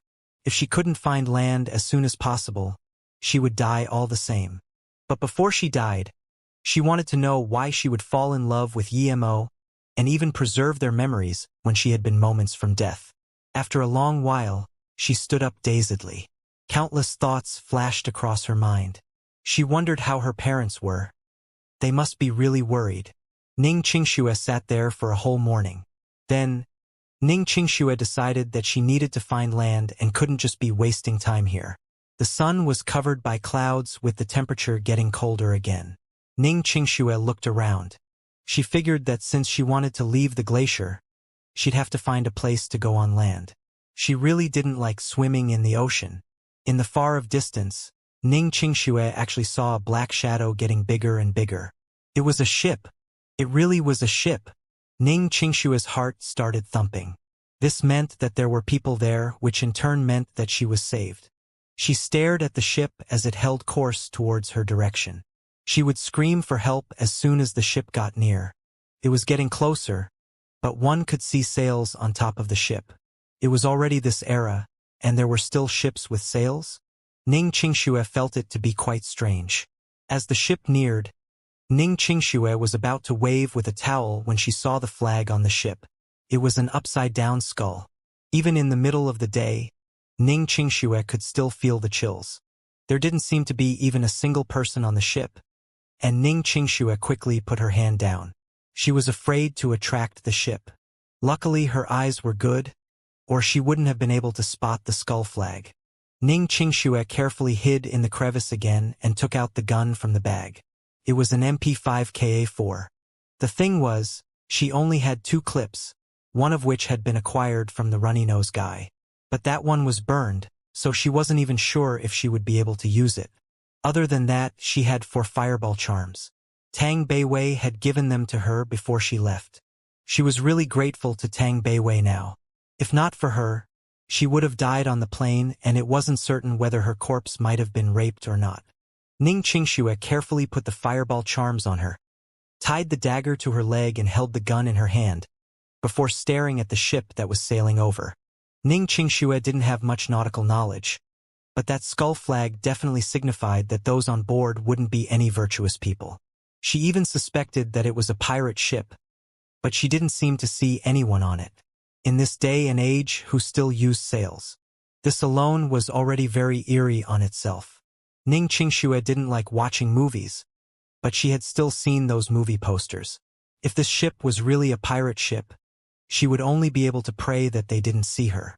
She would rather die alone on this glacier than be taken away by pirates. She had 2 clips, so no matter what, if she were to get caught by pirates, she wouldn't allow herself to be raped. Ning Qingxue got more and more worried as the ship neared her. She could see some things on the ship which appeared to be a couple of huge anchors. But other than that and the flag, she didn't see anything. The skull flag looked scary, and Ning Qingxue felt goosebumps all over her. She stuck closely inside the crevice as she held the gun, not daring to move a bit. The ship barely skimmed past the glacier Ning Qingxue was on. It was as though the people on the ship didn't care at all if it would crash. Ning Qingxue didn't even dare move. This ship seemed too quiet. There wasn't any sound at all. Ning Qingxue had a sudden thought. Was the ship moving on its own?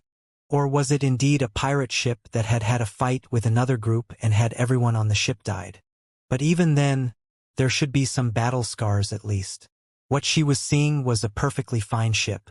The sails even looked brand new.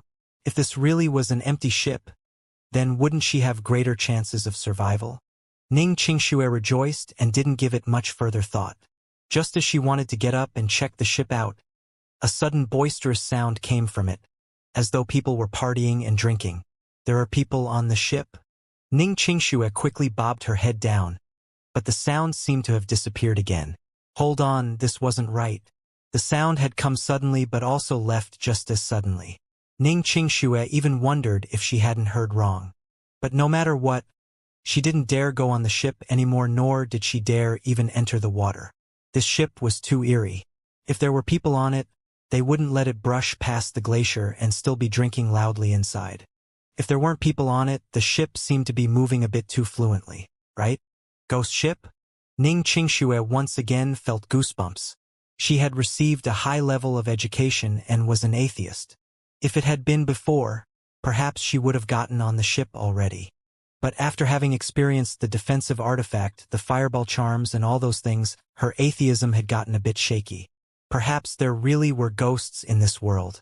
The ship was scraping past the glacier without a stop, but Ning Qingxue didn't dare move and hid within the ice, listening carefully.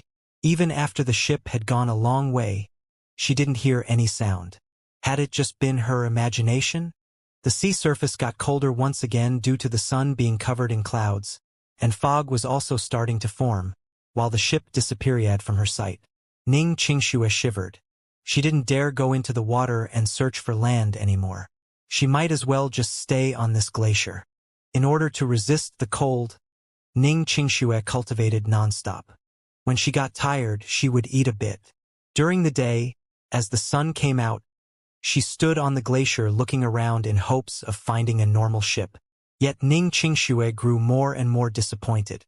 The only fortunate thing was that the necklace had recovered some of its luster. She believed that it could indeed auto-repair as long as it didn't break. However, Ning Qingxue realized that her glacier was getting smaller and smaller. In some time it would melt. Once the glacier melted, she would fall into the ocean again.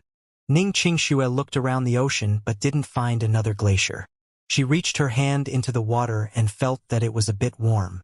What was this? Ning Qingxue climbed to the top of the glacier and looked around. Suddenly, she saw a black figure far away. It was an island. Ning Qingxue jumped around excitedly.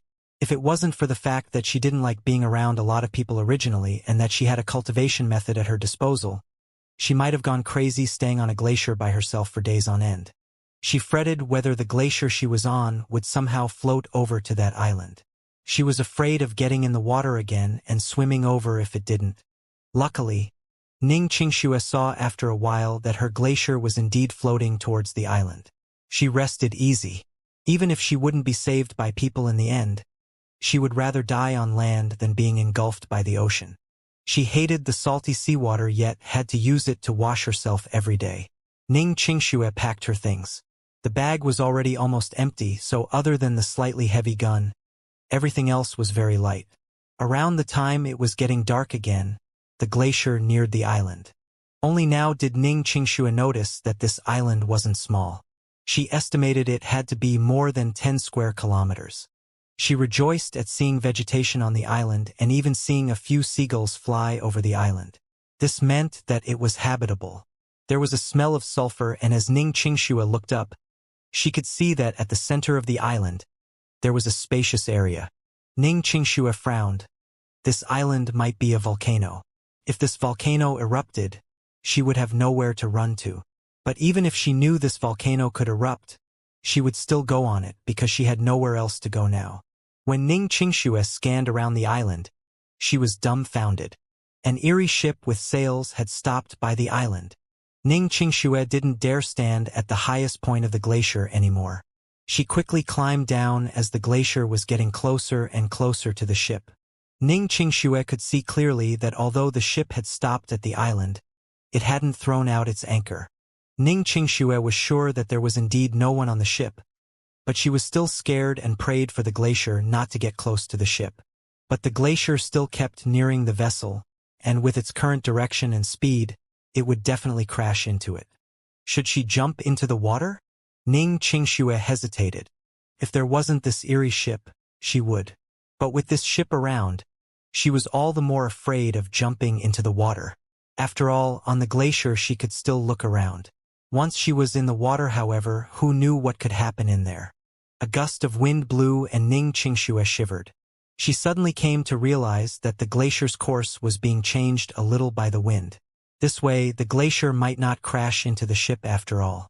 Xianxia felt a little relieved, but still held onto the gun tightly, hiding on one side of the glacier.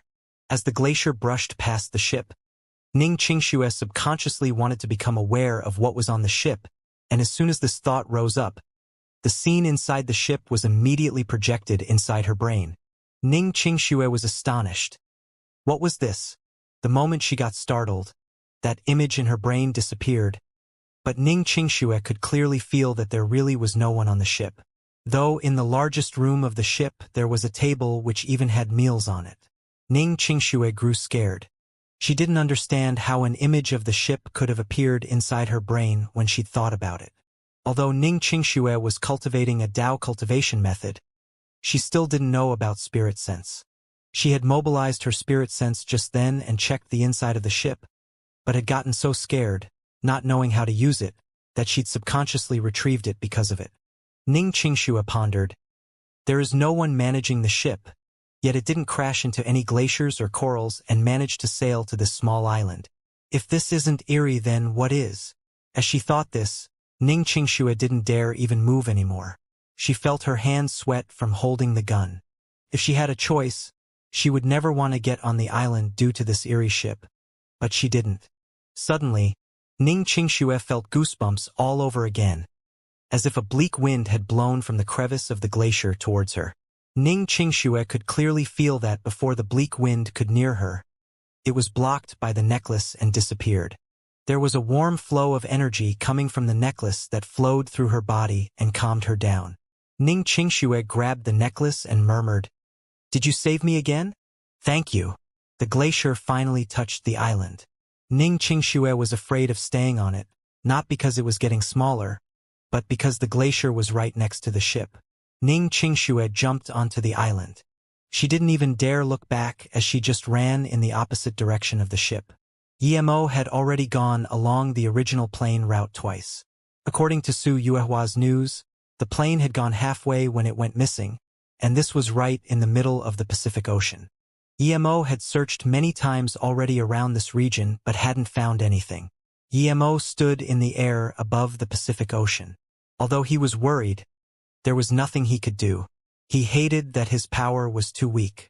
It would be much easier to search if his spirit sense could scan tens of kilometers already. However, at the moment, he could only see around 400 meters with his spirit sense. But EMO knew that having spirit sense which could reach tens of kilometers would already imply being at the Foundation establishment or even the Golden Core level. Although EMO wasn't going at full speed, he was still tired from staying in the air for that long. Luckily, this was deep in the Pacific and the US submarines couldn't detect him. Otherwise, there might have been more trouble. It looked like there were no more clues, but EMO wouldn't give up just like that. He had two options, either to go back to Hong Kong and think of alternatives or to keep looking. EMO thought of the two Japanese men he had caught and their Black Sun Empire. If they did hijack the plane, wouldn't they have flown towards Japan? Realizing this, EMO got excited and flew towards the north. Even though his chi was depleted, he could always just take out the inflatable raft if he needed to rest.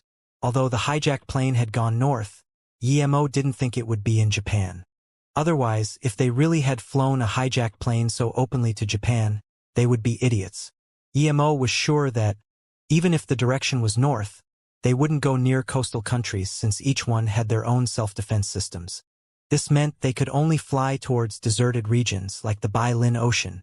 Furthermore, the Bai-Lin Ocean was shared territory among Russia and the US. Then the plane could be in some island in the Pacific or near Japan. It was another 2-hour journey and it was already 2 a.m. EMO dropped onto the raft tiredly. After eating a simple meal, EMO's chi started to recover. After another hour, although his chi was far from a fully recovering, it was much better than before. There were all sorts of strange noises in the sea at night, but they didn't bother EMO. He planned to keep searching during the day, after he was fully recovered.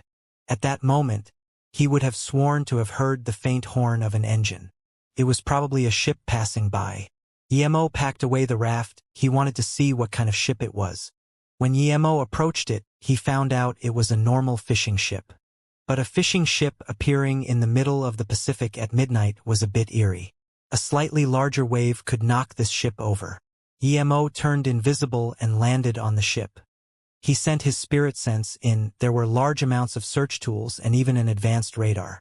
What would a fishing ship be searching for? Suddenly, EMO focused. He saw the black sun symbol again. There were 4 people on the ship and they were all speaking Japanese. The 4 men had been probably searching for a long time but hadn't been able to find anything, and were returning now. EMO didn't disturb them. He knew that he wouldn't be able to ask them anything, nor could he search their souls.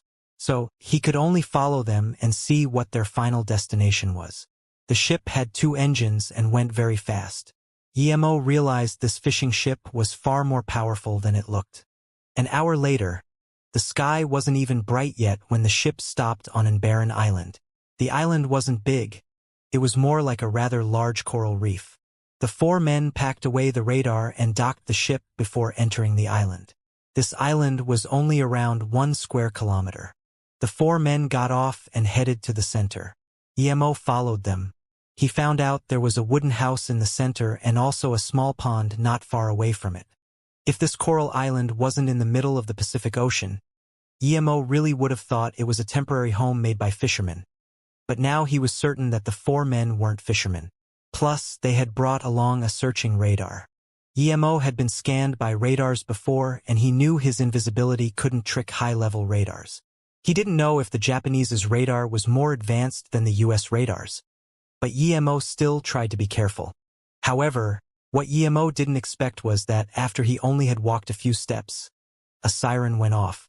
Then, the 4 men who had gone inside all rushed and pointed guns at EMO, muttering in Japanese. EMO looked down. He hadn't been caught by the radar, however. He stood on an alarm mine. These Japanese men were really cunning. If he hadn't searched with his spirit sense carefully, he wouldn't have been able to find the trap on the floor. Does any one of you understand Chinese? Although he had been caught, EMO wasn't too annoyed. If he couldn't discover anything hidden, then he would show himself and interrogate them. After hearing Yimo's words, the four men looked at each other and then scanned the open sea. They wondered how Yimo had got on the island, but they soon gave each other signs and shot at Yimo's legs. They didn't want Yimo's life, they just wanted to capture him. But after the first gunshot, they immediately realized that Yimo was gone.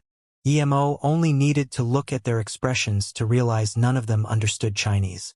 At the same time, a few windblades were shot. He left one alive, and the other 3 men were cut into many pieces. The remaining one saw that, in an instant, his 3 team members all turned into bits of flesh. He couldn't even understand how Yimo had attacked. He took a few steps back subconsciously and uttered something.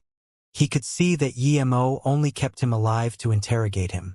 Yimo had realized that he didn't understand Chinese and it would be hard to ask him anything. He would keep him alive in order to bring him to Hong Kong. The man saw Yimo coming to him. He quickly took something and dumped it into his mouth. Yimo stopped. He witnessed what the man had done. Was it some potential activation pill? But then Yimo realized he was wrong. The man's face had already turned black. Poison? Yimo approached him and grabbed the man's wrist. He found out that the poison was very potent. In that short time, his stomach and intestines had already been dissolved. Yimo let the man go. In order to save him, he would need to use large amounts of spirit chi and multiple lotus life pills. They were both precious and he wasn't willing to waste them. What is more, he knew that Ning Qingxue would probably jump in midway. Even if he saved the man, he wouldn't get any information. Yimo wasn't interested in their great scheme. He wanted to keep this man alive, not to ask him what their scheme was, but to bring him to their HQ to get revenge. Yimo walked into the small wooden house. The first thing he saw was an open parachute. It was still wet. Was this the one Qingxue had used? Yimo got excited. Perhaps these people also came to find Ning Qingxue. They might have been afraid that Ning Qingxue knew too much and would expose them. That's why they went there to look for her. Yimo started searching inside the hut. Other than diesel and some daily items, he didn't find anything. Yimo walked up to those men he had killed and searched their bodies. Yimo found a diary. He opened it. There were multiple ocean maps in it. He could almost be sure that they were looking for Ning Qingxue. Although Yimo didn't understand the words on it, he still recognized the name Ning Qingxue. Yimo found on the diary the location where the parachute was found. However, these were marked with longitude and latitude. He picked up the radar from the ground and realized he didn't know how to use it. He searched the entire Coral Island but didn't find anything about the Black Sun Empire. He could confirm 2 things so far. First, Ning Qingxue was safe when she jumped down, at least the parachute had opened. Second, Ning Qingxue hadn't been found by these people yet, which meant that she was still in the ocean. Although Yimo hated the Black Sun Empire a lot, he knew his priorities. Even if he wanted to look for trouble with them, he had to find Ning Qingxue first. Yimo carefully left his spirit sense mark in the room, as well as on their black sun symbols, before leaving on the fishing boat to search for Ning Qingxue, while learning how to use the radar. It took Yimo only 2 hours to figure out how to operate it. Using the radar to look around, Yimo was able to know which regions have been searched. That way, the search went much faster. It was way better than him flying in the air without a clue. The main thing was that he could conserve larger amounts of chi. Yimo tried to focus on the places the 4 men hadn't been yet. After half a day, a fog billowed over the ocean. The air also seemed colder. Many glaciers started to float by Yimo's ship. Yimo realized he seemed to have come to a group of glaciers. The more Yimo searched, the more he was worried. Not only was the weather cold, there were no islands nearby. If she had fallen there, then even if she hadn't starved, she would still have frozen to death. The incident had occurred many days ago. Who knew if Ning Qingxue was still alive? Yimo was getting more and more worried. Near midnight, Yimo heard a voice calling out for help. Although Yimo could tell it was a male voice, Yimo still came to his rescue. It was a white male in his 30s sitting on a very small flotation hoop. He seemed like he was about to die. His lips were cracked and his skin was pale and soaked from staying in the water for so long. From his lifeless eyes, one could see he was not far from death. Yimo sighed. He hadn't found the person he looked for. Instead, he had came across someone else in need for help. He didn't understand how someone could appear in the middle of the ocean all by himself. But Emo wasn't heartless. He approached him and pulled him on the ship. He gave him a pill before tossing him food and water. He could see this person was in this state due to dehydration. For the time being, he gave him a heart-saving pill, food and water. This man was saved. After the pill melted in his mouth, the white man didn't have time to thank Emo before quickly drinking a bottle of water and eating 2 cans. He had to admire the man's perseverance to live. After eating the food and water, he was obviously in better state. He kept on saying thank you to Emo. Other than thank you, Emo couldn't understand anything else. He just knew the man was talking in English. Seeing that he couldn't talk to this man, Emo lost the interest to say anything and just kept fidgeting with the radar. The man saw Emo take out the radar and muttered something again. "Do you know how to use this equipment?" Emo asked subconsciously. "Are you Chinese?" Unexpectedly, the man spoke very fluent Chinese. Then he said excitedly, "I thought you were Korean or Japanese. I didn't expect you to be Chinese." As though the man thought his sentence had made Emo unhappy, he quickly said, "Sorry. This is the Pacific Ocean. Chinese people rarely come here. But once again, thanks for saving my life. I'm Eden. American, but I like Chinese culture." After finding out that Eden could speak Chinese, Emo was interested. He really wanted to know how Eden had got to this situation. As though he knew what Emo wanted to say, he started telling his story without Emo having to ask. Eden was a professional U.S. golfer. He fell in love with a wealthy man's daughter, Daphne. However, Daphne didn't have feelings for him. Eden was a very persistent man. When he changed from a sprinter to a golfer, no one believed he would succeed, but he managed to make a name for himself through his talent and hard work. Although he wasn't really famous now, he believed he could reach the level of Tiger Woods. However, his sports career didn't bring him much wealth, and Daphne was the daughter of a wealthy U.S. businessman. Eden found it hard to even go to the same venues she did, much less pursue her. But Eden didn't give up. He had found out that Daphne was taking the luxury cruiser Bima from Los Angeles to Canada. He immediately used all his savings to buy a ticket. He wanted to copy Jack from Titanic and get Daphne's heart on the Bima. It's said that the Bima was the most advanced luxury cruiser in the world. But contrary to the Titanic, this was already the Bima's 3rd journey. Those who have taken the Bima all believe it could beat any 8-star hotel in terms of comfort. However, the ticket price was also absurd. Only someone like Eden would use all his savings to get on it. Originally, this cruiser was very safe, but on the 6th day after leaving from the U.S., for some reason it suddenly changed direction. Its original route was very safe, but an incident had happened to the Bima. The U.S. forces had detected an alien invasion in the Pacific. The aliens had even taken out a U.S. submarine. Eventually, all the military power was drawn to the spot of the alien invasion, and no one cared about the Bima after it left its original route. When people aboard realized that they had been abducted, the ship had already gone significantly off its original course. The first thing that Eden did after knowing the ship was hijacked was to go protect Daphne. But at that moment, the ship was filled with terrorists. Not only did they disable the alarms, they also steered the cruiser deep into the ocean. The basic bunker Eden was at and the luxury bunker which Daphne was at were separated. Eden could only worry. The captain and many crew members were killed, as well as those who resisted. Even those who looked a little bulky were killed. Not only did these people take the money, but also the women. Other than some old and ugly women who were killed, the younger ones were taken onto a ship with an upside-down skull on its flag. Eden managed to jump down into a flotation hook at first notice. Because there were too many passengers at the time and he wasn't the only one who had jumped, the terrorists didn't have time to care about all of them, and so he escaped. After hearing Eden say this, Emo sighed. He didn't expect to hear about pirates hijacking a luxury cruiser. The U.S. brags about its military power all the time, but they let pirates capture a luxury cruiser at their doorstep while they were still trying to capture aliens. However, Emo also felt guilty. He had indeed attracted most of the U.S.'s military power in the sea, allowing the pirates to have an opportunity. But even so, these pirates had unusually big balls. It was like hanging their heads on their belts. trying to hijack a ship going from Los Angeles to Canada. Emo knew these pirates weren't ordinary ones.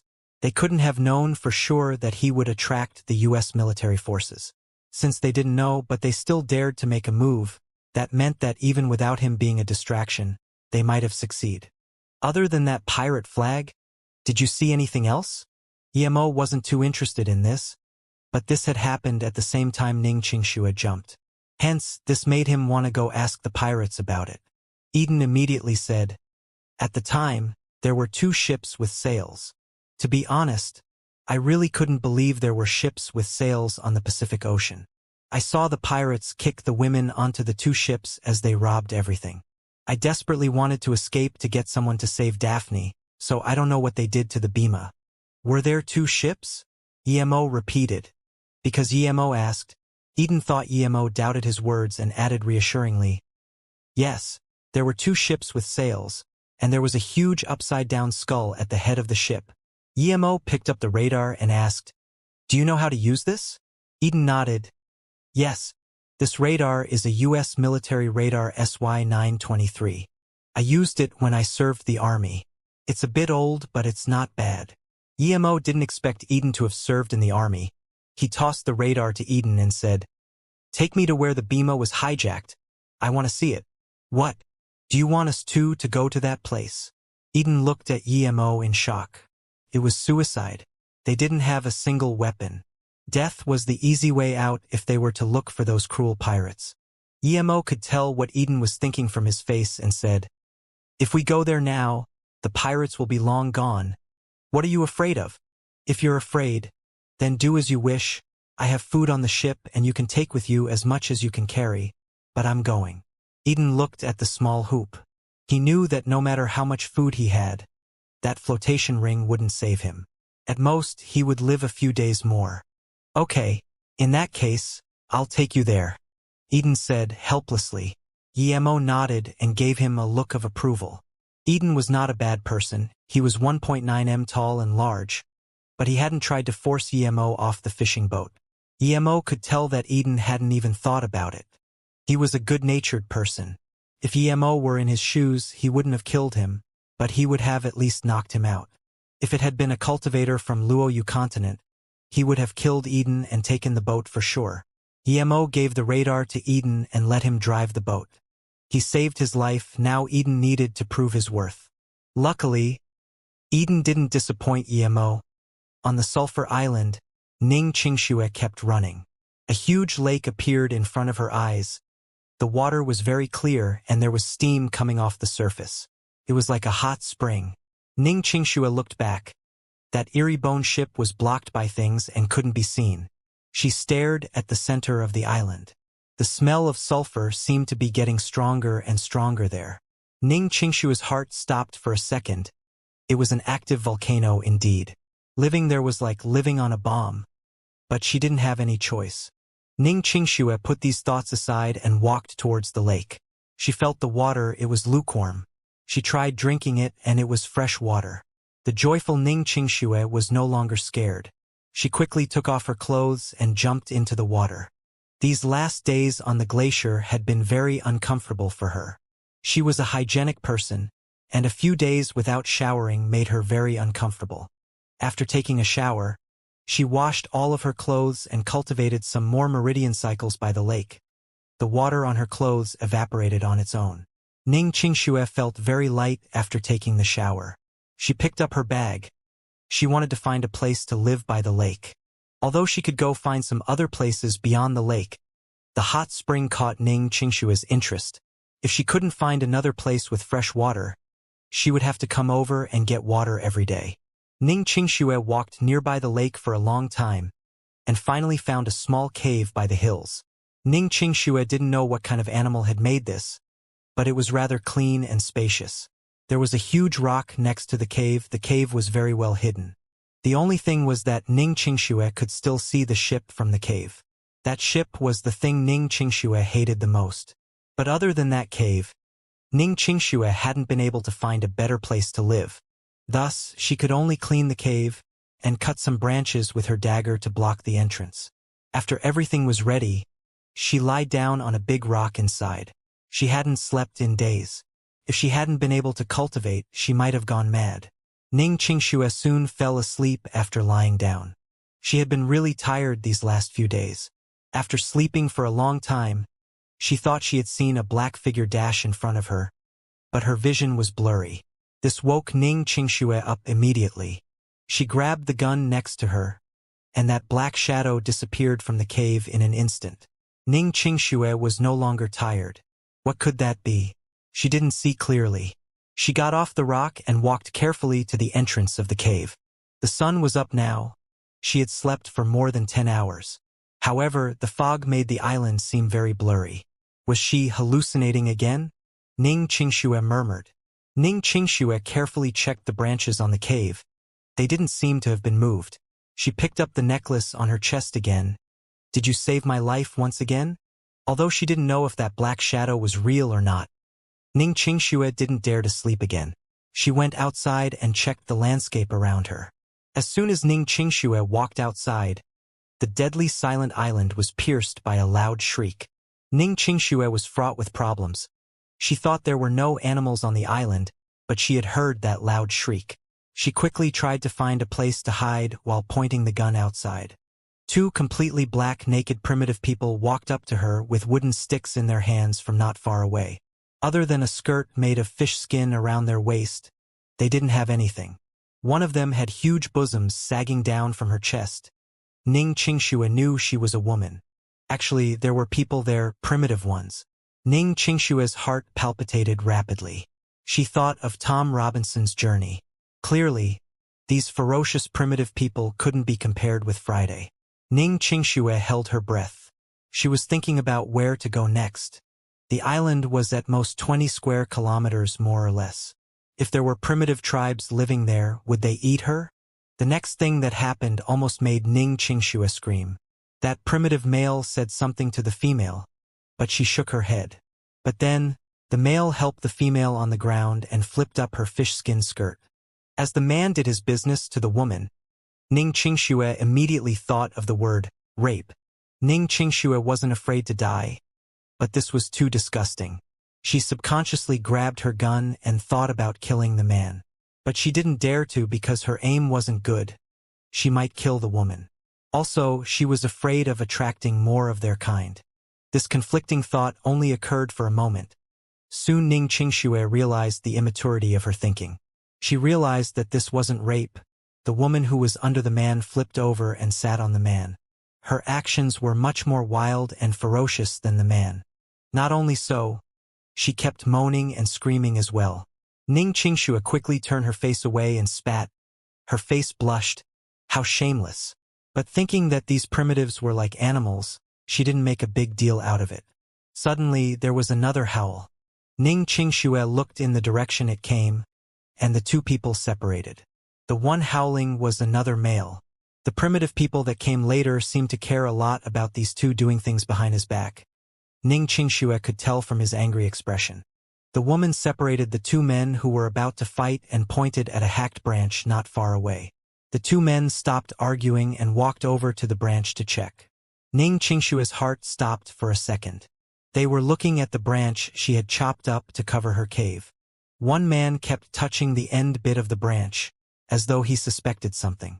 Suddenly, he stood up and looked over at where Ning Qingxue hid.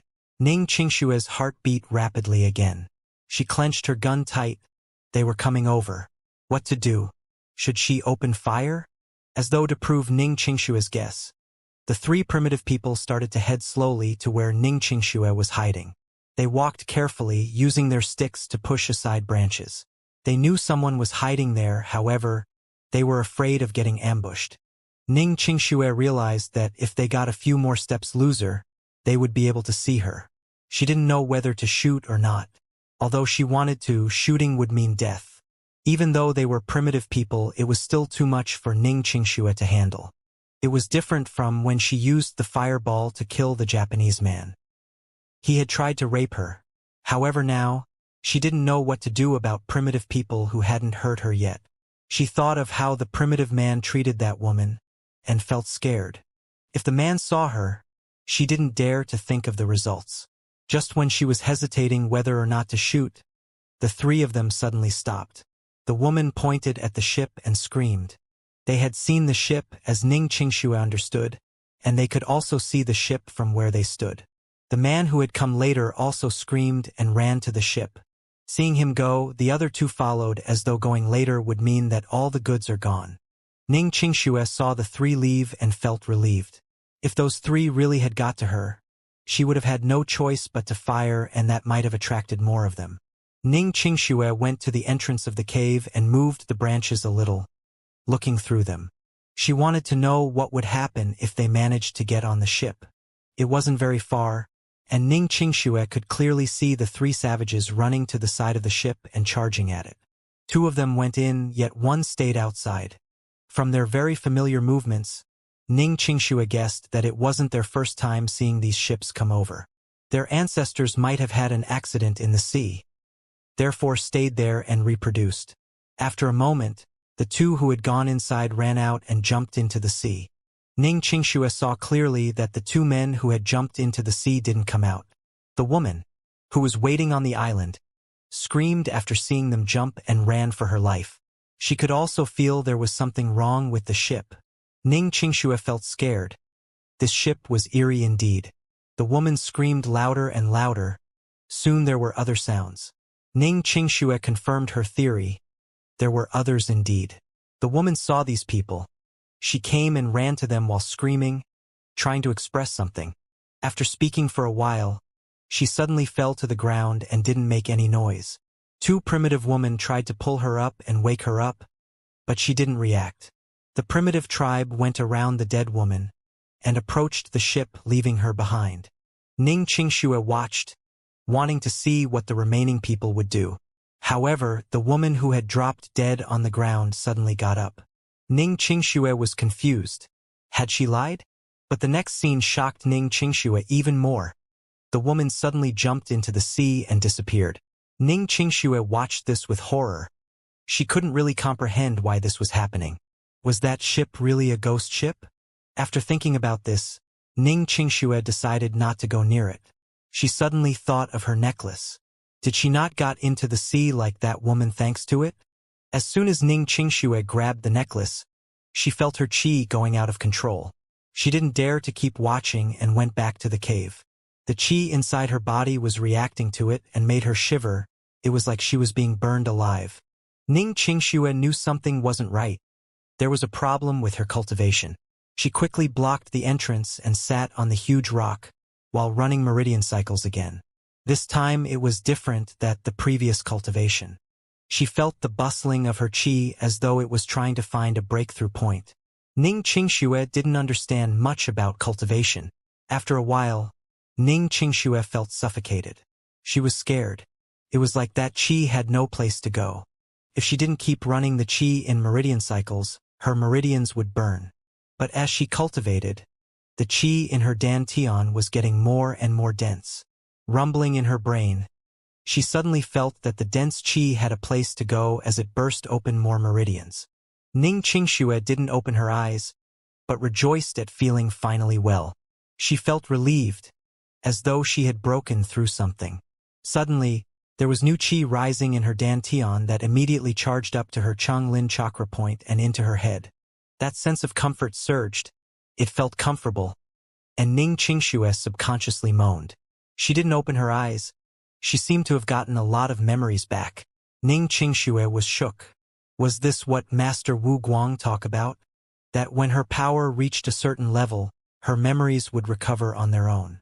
More and more things rushed into her brain. She immediately realized that she really had recovered her memories. The memories of her with Yi Mo flowed back like the tide. From how she went to Ninghai to celebrate Su Jingwen's birthday, each scene flowed back clearly. That medical case and the receipts, that unused bank card, those bottles, the multiple times she asked for money from Yi Mo. Ning Qingshua's face grew pale. So that's how she had began with Yi Mo. Ning Qingshua's heart felt more and more pain. She didn't even dare to open her eyes now. She now understood why she didn't want a divorce with Yi Mo. She remembered when she found Yi Mo in the desert with Qi Wanqing, and Yi Mo followed her aunt, leaving her alone in the desert. When she saw Yi Mo leave, it was like her soul had gone empty. And that's when she completely fell in love with Emo. Ning Qingxue didn't dare to open her eyes. She was afraid that she would lose her memories if she did. But her tears uncontrollably were flowing down her smooth white face. She remembered when Emo finally accepted her at the bottom of the cliff in Xianxia and how happy she had been at the time. She had gone to the flowing snake desert and Xianxia for Emo. Emo had done a lot for her, so she felt that what she did was necessary. Also, she was in love with him, the man she married. The heaven had pitied her when she saw Emo about to die under the cliff. There, she had had the most wonderful time of her life. Emo ate with her, taught her cultivation, and even washed her and carried her out of the Xianxia. He found the face-preserving fruit, and even though knowing that it was useless to eat it straight away, he still gave her such a precious fruit so she could eat. I still have many more, but even if this were the last one, I would give it to you if you wanted to eat it. Because if you like it, I will give it to you. That was what Emo had said to her. Then she also said that she forever belonged to Emo. But why did she not remember him after she got hurt? Why had she been that heartless? Ning Qingxue suddenly hated herself. She hated the person who made her lose her memories even more. Her love was very important to her. It surpassed everything in her life, even her desire to live. However, when Emo had gone to find her, she told him to piss off. Did I hurt you? Ning Qingxue's heart was wrenching from pain. She wanted to appear before Emo immediately and tell him that that hadn't been what she truly wanted to say. She regretted that day. She shouldn't have listened to her mom and should have let Emo try to recover her memories. She finally understood why she had protected this memory in her soul when she had been about to die. If it happened again, she would do it without doubt. Whether it was 1 life or 10,000 lives, she was always going to remember Emo, how he treated her, and her love for him. Ning Qingxue opened her eyes, and tears covered her face. Emo was her everything. She was grateful to Li Mumei for giving her the courage to get her memories back. She couldn't understand why her mother had stopped her from getting her memories back. That was the most precious thing in her life. Emo. Ning Qingxue murmured and stood up. She didn't want to stay on that island anymore. She desperately wanted to see Emo. To her, Emo was her everything. She finally knew about the spirit sense. The image that she had seen in her brain was real. She remembered that girl in Ninghai called Tang Beiwei who said she was Emo's sister. She felt weird. She knew that Emo's sister was Yi Ling, not Tang Beiwei. Ning Qingxue grabbed the gun and got out of the cave. She didn't want to stay there anymore. She needed to get back and find Emo. However, Ning Qingxue stopped walking. She realized that she had seen before about 20 savages going inside the ship. She didn't know how long she had spent recovering her memories, but from the gray sky, she could guess it had been less than 8 hours. At that moment, she looked back at the ship but didn't see anyone. Did those primitive people get killed by the ghost ship? Ning Qingxue subconsciously felt the 4 fireball charms on her. Ning Qingxue knew that if she wanted to leave, she needed to use that ghost ship. Without it, she couldn't leave the island. She checked all her weapons and forced herself to calm down. Her desperation to see Emo made her not fear the ghost ship. She believed that with her gun, the fireball charm, and the necklace, her chances of survival were greater on the ship than on the island. There were primitive people and an active volcano on the island. A piercing shriek made Ning Qingxue, who was extremely focused, shiver. She looked up and she saw a white figure perched on a branch that was staring at Ning Qingxue. It was a strange bird, like a condor. It was quite strange to see such a rare condor in the sea. However, Ning Qingxue could see intelligence and emotions in the condor's eyes. Ning Qingxue rubbed her eyes. She thought she must have seen it wrong. Could a bird have such emotions? The condor-like bird circled around Ning Qingxue and stood on top of the tree. Seeing this figure, Ning Qingxue suddenly remembered she had seen a shadow yesterday when she had been sleeping. So it was the condor. But why did it fly into the cave had it tried to harm her? Ning Qingxue shook her head and stopped thinking about the bird. She looked at the ship and made up her mind to go on it. Even if she didn't die here, she didn't want to live like this. After remembering her memories of Emo, she would go crazy living by herself. Seeing Ning Qingxue walk towards that ship, the bird followed her. Ning Qingxue stopped and looked at the bird with curiosity. She muttered to herself, "I'm leaving here. Why are you following me?" As though he understood Ning Qingxue's words, the bird mourned and flew around Ning Qingxue again. Ning Qingxue saw pleading in the bird's eyes. Ning Qingxue was sure she saw it. This bird was so humanistic. Ning Qingxue rubbed her red eyes and headed towards the ship. Seeing Ning Qingxue leave, the white bird yowled again and followed Ning Qingxue, circling around her. Ning Qingxue finally understood that the bird was trying to tell her something. "Do you want something from me?" Ning Qingxue asked. But then, she realized, how could a bird understand her words? But then, the bird nodded its head vigorously. Ning Qingxue was frozen. Could a bird this smart exist? What did it want with her, though? Ning Qingxue took out a can from her bag and put it in front of the bird. "Do you want to eat this?" The bird flew down and grabbed the can with his mouth. He put it back on Ning Qingxue's hand and flew around her again. Ning Qingxue understood this time and looked at this bird in shock. "Do you want me to take you with me?" As soon as Ning Qingxue said this, the bird nodded its head again. Ning Qingxue frowned. "Is this island not great? There are also people living here. Furthermore, not even I know if I can survive in the ocean. Your survival is uncertain." The bird heard Ning Qingxue's words and opened its wings, circling on the top of Ning Qingxue's head. It yowled while flying to the center of the island, and then returned back to Ning Qingxue. Other than anticipation, there was also melancholy in its eyes. Ning Qingxue felt the bird had a special bond with her. Was it due to her cultivation? Otherwise, there were so many primitive men there, why didn't it go find them instead of her? Suddenly, Ning Qingxue remembered that the bird had been yowling about something going on in the center of the island. Did that mean the volcano was about to erupt? But, since there were so many primitive people there, it meant that the island had existed for a long time. How could the volcano coincidentally erupt at that moment? Thinking about this, Ning Qingxue asked, "Are you saying that this island's volcano is about to erupt? Do you want to leave?" As soon as Ning Qingxue just finished speaking, the bird vigorously nodded its head. Ning Qingxue looked at the bird with joy. There was rarely such smart bird. At least Ning Qingxue had never heard of it. And this bird was willing to go with her. If that was the case, then she would have a companion with her on the way back. It was much better than being alone on a glacier. However, Ning Qingxue was very curious how this bird had arrived to the island. Looking at the more and more intense sulfur air eruptions in the center of the island, she believed that the bird was right. This island's volcano was about to erupt.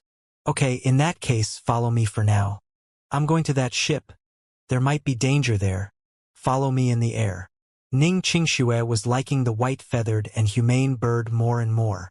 Ning Qingxue saw that there was a silver plum tree leaf pattern under the bird's neck and had a sudden idea. "I'll give you a name. I'll call you Silver Plum Leaf." This name is a bit long. I'll just call you Silver." The bird seemingly understood Ning Qingxue's words and chirped. This sounded different to the yowling. It was a happy sound. She could tell that it didn't really understand what Ning Qingxue meant with that name. After all, it was just a bird. Normally, animals have premonitions to sense danger. Since Silver had had this premonition, this meant that the volcano really was about to erupt. Although she had Silver by her side, Silver was a bird after all. Ning Qingxue approached the ship. The hand which held the gun was sweating a lot. Sometimes the unknown was the most terrifying. If she had been facing a lion or a tiger, she might have not been that scared. After all, it was something she could see. As she got closer to the ship, Ning Qingxue had an uneasy feeling. She couldn't just charge at it like the primitive people had done. Her surroundings were eerily silent. If there weren't clustered footprints, Ning Qingxue couldn't have been really sure that they had all gone on the ship. Ning Qingxue jumped aboard and immediately felt a bleak wind attacking her. The necklace on her chest emitted a light barrier and pushed the bleak wind away. Ning Qingxue could even faintly hear a scream. Silver flew to the top of the boat behind Ning Qingxue. Its expression was worried like hers. Ning Qingxue looked at the necklace. She knew it had saved her once again.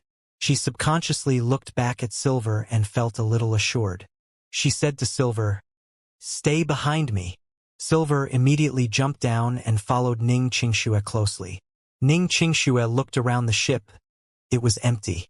Ning Qingxue stopped on the deck and her spirit sense scanned inside. It was the same as yesterday, a table of food and wine, mostly cooked food, but she couldn't see a single person. Suddenly, she felt her spirit sense scan a black shadow, but immediately after, it was gone and it looked like it had gone into the bottom bunker. Ning Qingxue stopped. She felt goosebumps. She hadn't expected her spirit sense to be able to detect that shadow. So, the spirit sense could see things the eyes couldn't. She was scared of what she couldn't see. Once she saw it, she was no longer scared. Ning Qingxue walked into the ship's compartments. There were 2 levels, the surface level and the bottom bunker. Ning Qingxue remembered that the black shadow disappeared into the bottom bunker. At that moment, her spirit sense found a black shadow charging at her. Ning Qingxue subconsciously moved aside and sprayed her gun at the shadow. Bang, bang, bang. It had been an extraordinarily clear sound in the silent boat, but Ning Qingxue could see the black shadow retreat back inside unscathed. Her gun had no effect on the shadow. It was really a ghost. Ning Qingxue's hands shook. If Silver didn't chirp from time to time, she would have gone crazy by then, being in the depth of a boundless ocean on a spooky boat.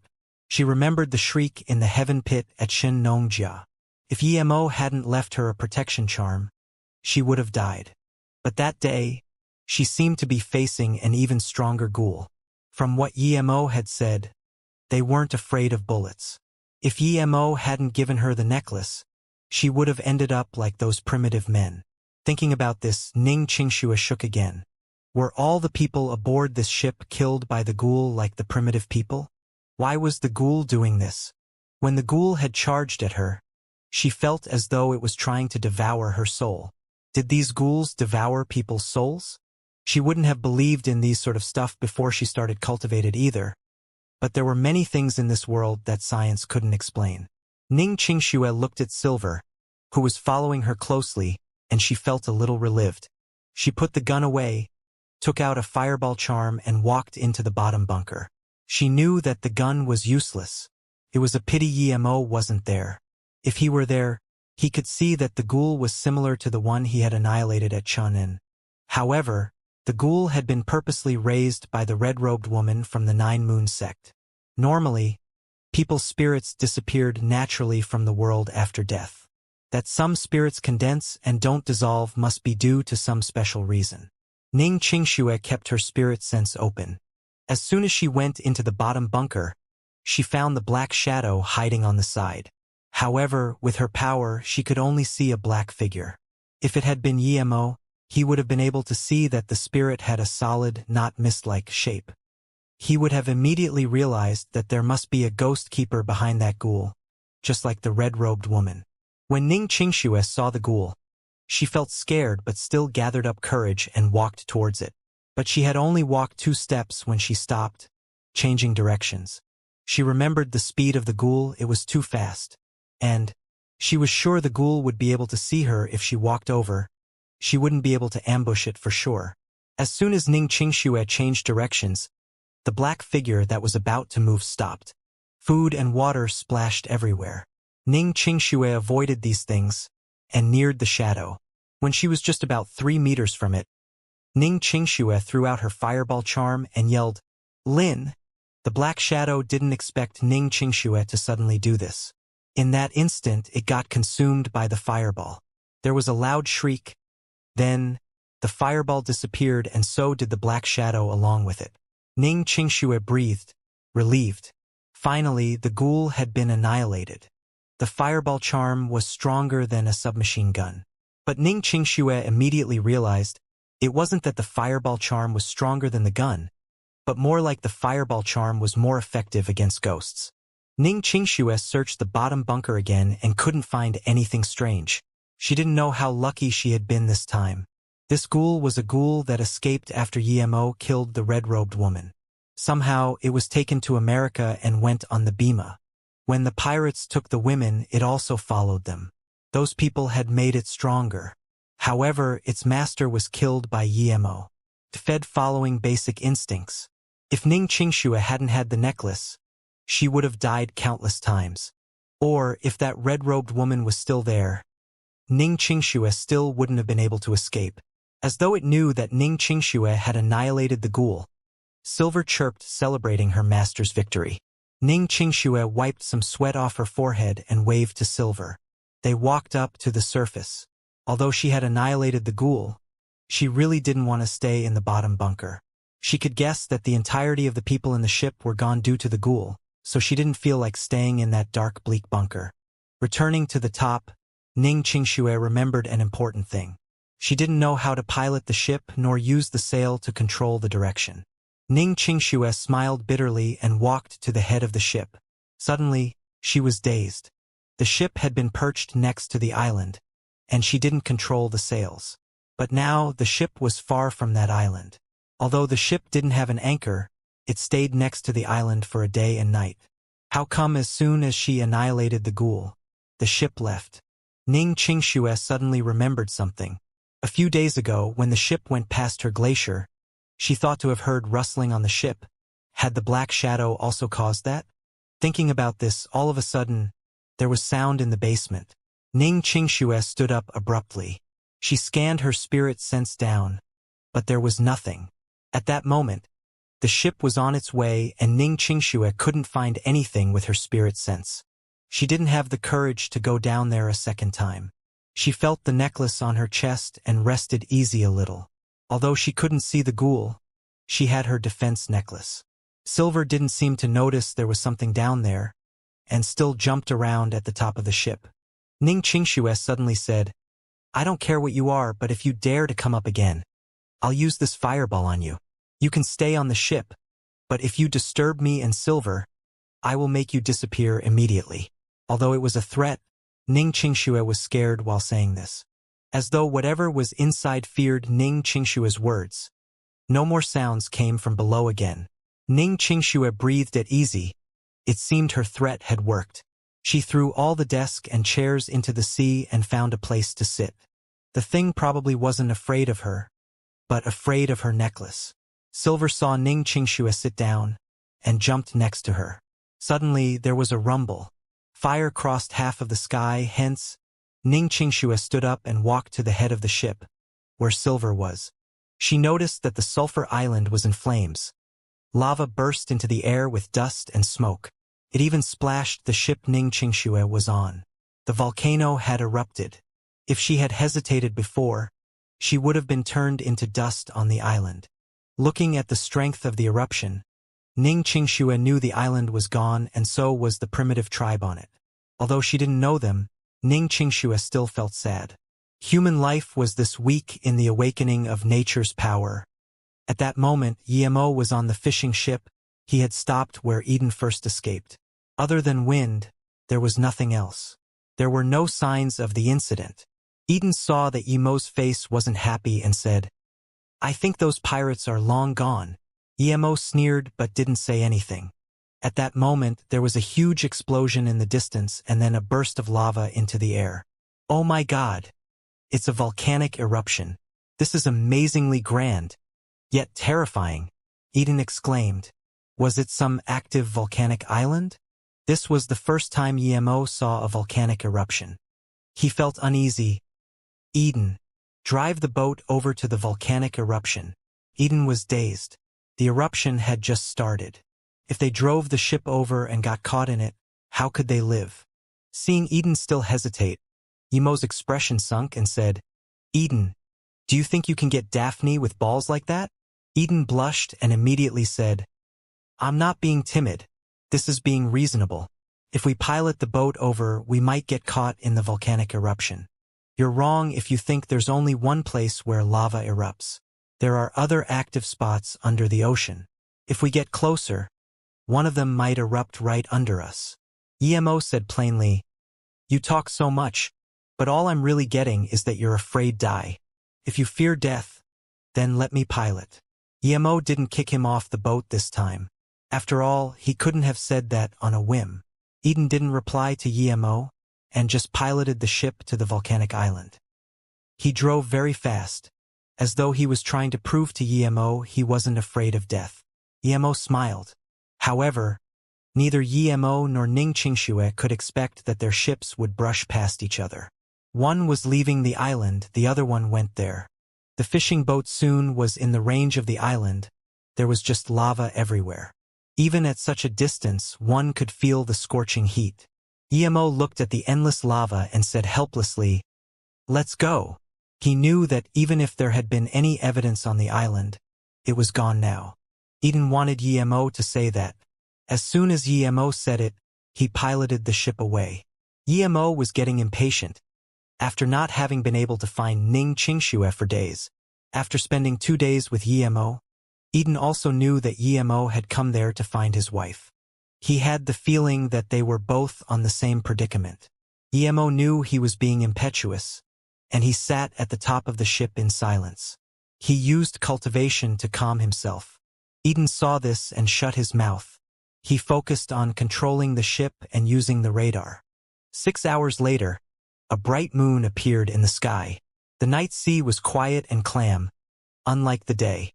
Eden thought about how lucky they had been not to have encountered any storms. If they did, their boat could sink easily. Yemo finished a big meridian cycle and felt easy and calm. At that moment, he heard Eden scream, "What's wrong?" Yemo immediately appeared next to Eden. Eden didn't even notice how Yemo had come. He just pointed at the radar screen excitedly. "I found 2 targets, 50 nautical miles away." Yemo stood up and said, "Then what are you waiting for? Let's approach them." Ning Qingxue didn't know how to control a boat. Furthermore, even if she did, she wouldn't know which direction to go. She could only pull the sails as high as possible and let the ship go on its own. In less than half a day, Ning Qingxue encountered another ship. If it wasn't for Silver, she wouldn't have even known there was another ship driving towards them. Because Ning Qingxue needed to cultivate, she told Silver to guard her. She stopped due to Silver's chirps of alarm. Ning Qingxue looked at the direction Silver pointed with her head. There really was a ship. It was still blurry, but under the moonlight she could confirm it was a ship and it was driving towards her. Was she saved? The first thought she had was that she could finally see Yemo. As long as a ship brought her on land, then no matter which country it was, she could get back. When the ship got closer, Ning Qingxue saw the flag on that ship. Her face immediately went pale. Her new hope was gone. Now she felt horror. The ship was exactly the same as hers, and one could see the upside-down skull. The owner of this ship was probably from the same group as that ship. Now that those people had caught up, what could she do? The ship was clearly heading towards her. Ning Qingxue grabbed her gun. She could see the people on that ship. There were at least tens of people on it. Ning Qingxue wouldn't naively think that a proper ship would have such a flag. This was obviously a pirate ship. Ning Qingxue really wanted to put her sails down and go on another direction, but she didn't know how to pilot the ship. Seeing the ship near her, Ning Qingxue gave up on trying to control the ship with sails and grabbed her gun.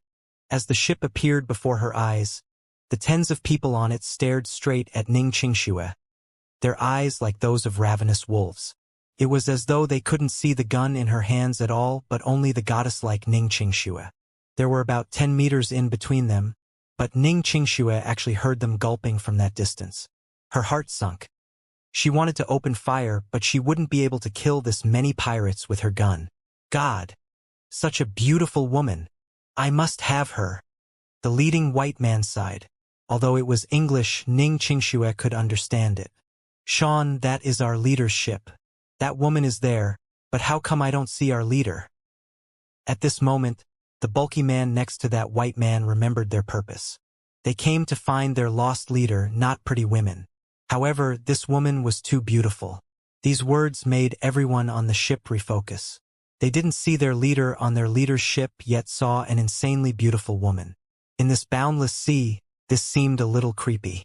"She's actually holding a gun, haha." There was laughter everywhere. No one took her gun seriously. "Put your gun down and come to our ship," a man yelled through a horn to Ning Qingxue. Ning Qingxue could hear their words clearly, and as she understood English, she now knew what her fate would be were she to fall in their hands. Ning Qingxue suddenly saw the leader raise his hand, and a white light came howling at her wrist. Flying dart?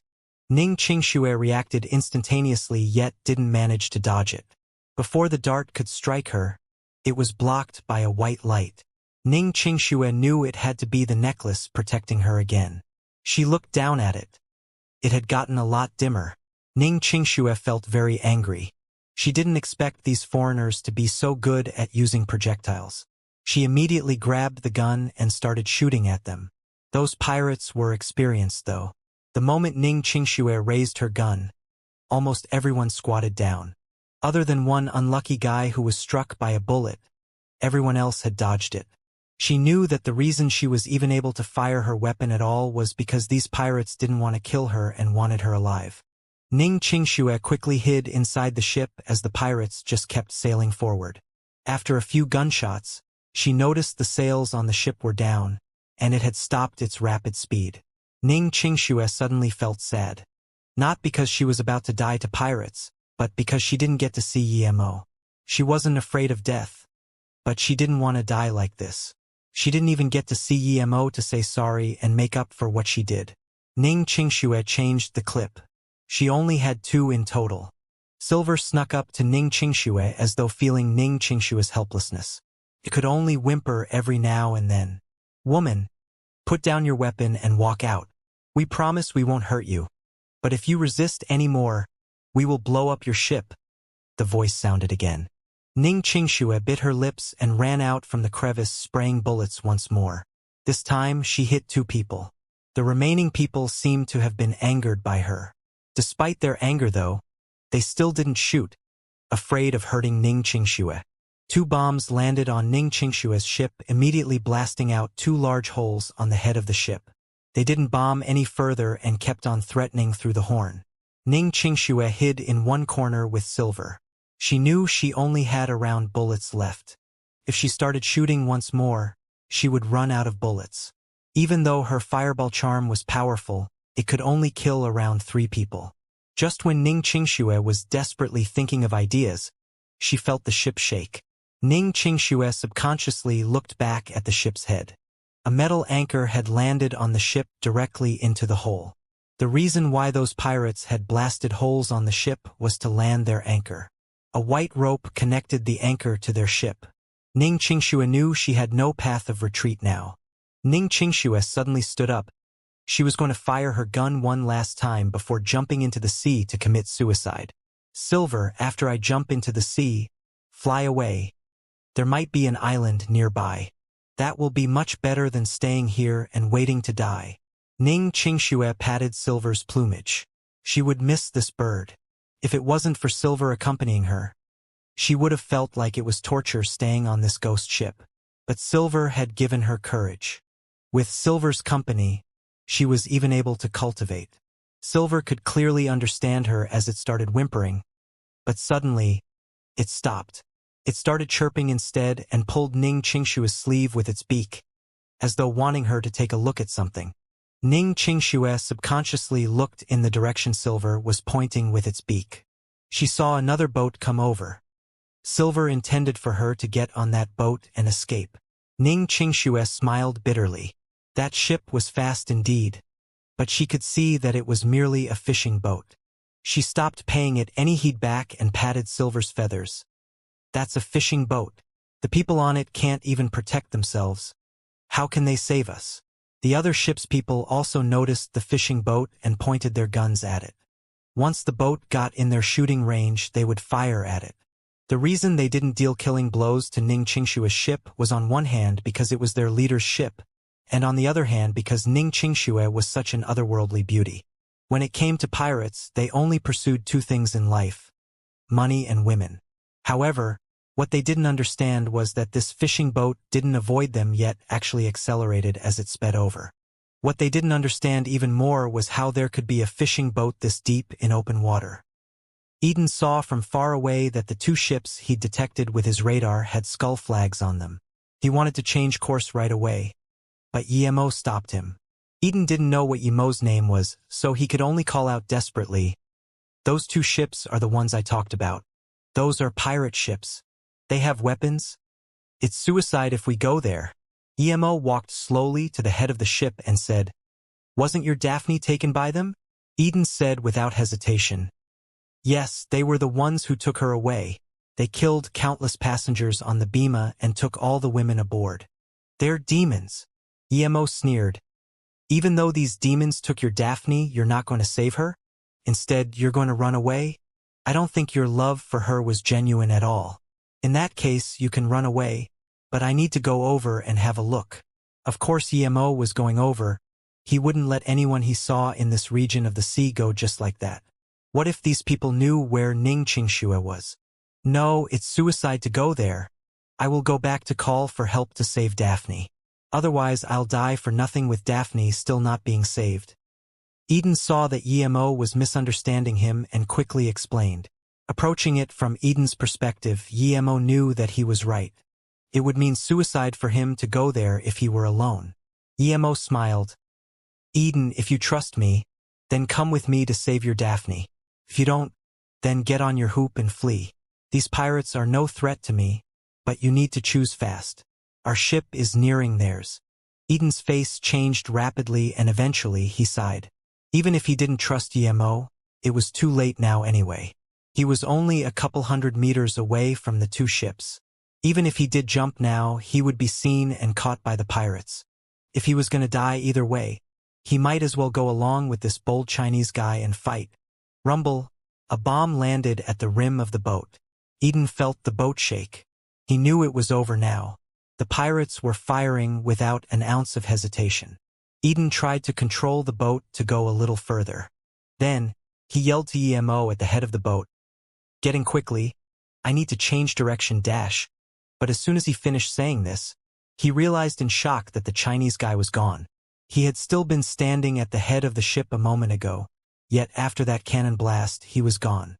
The moment the bomb fell on the ship, Emo was already flying to the pirate ship, but he only got halfway. What he saw with his spirit sense almost made him fall in the water. Xianxia. It was Xianxia. Emo would have never thought that he would see Xianxia at that moment. Emo soon came to his senses. He really had found Xianxia.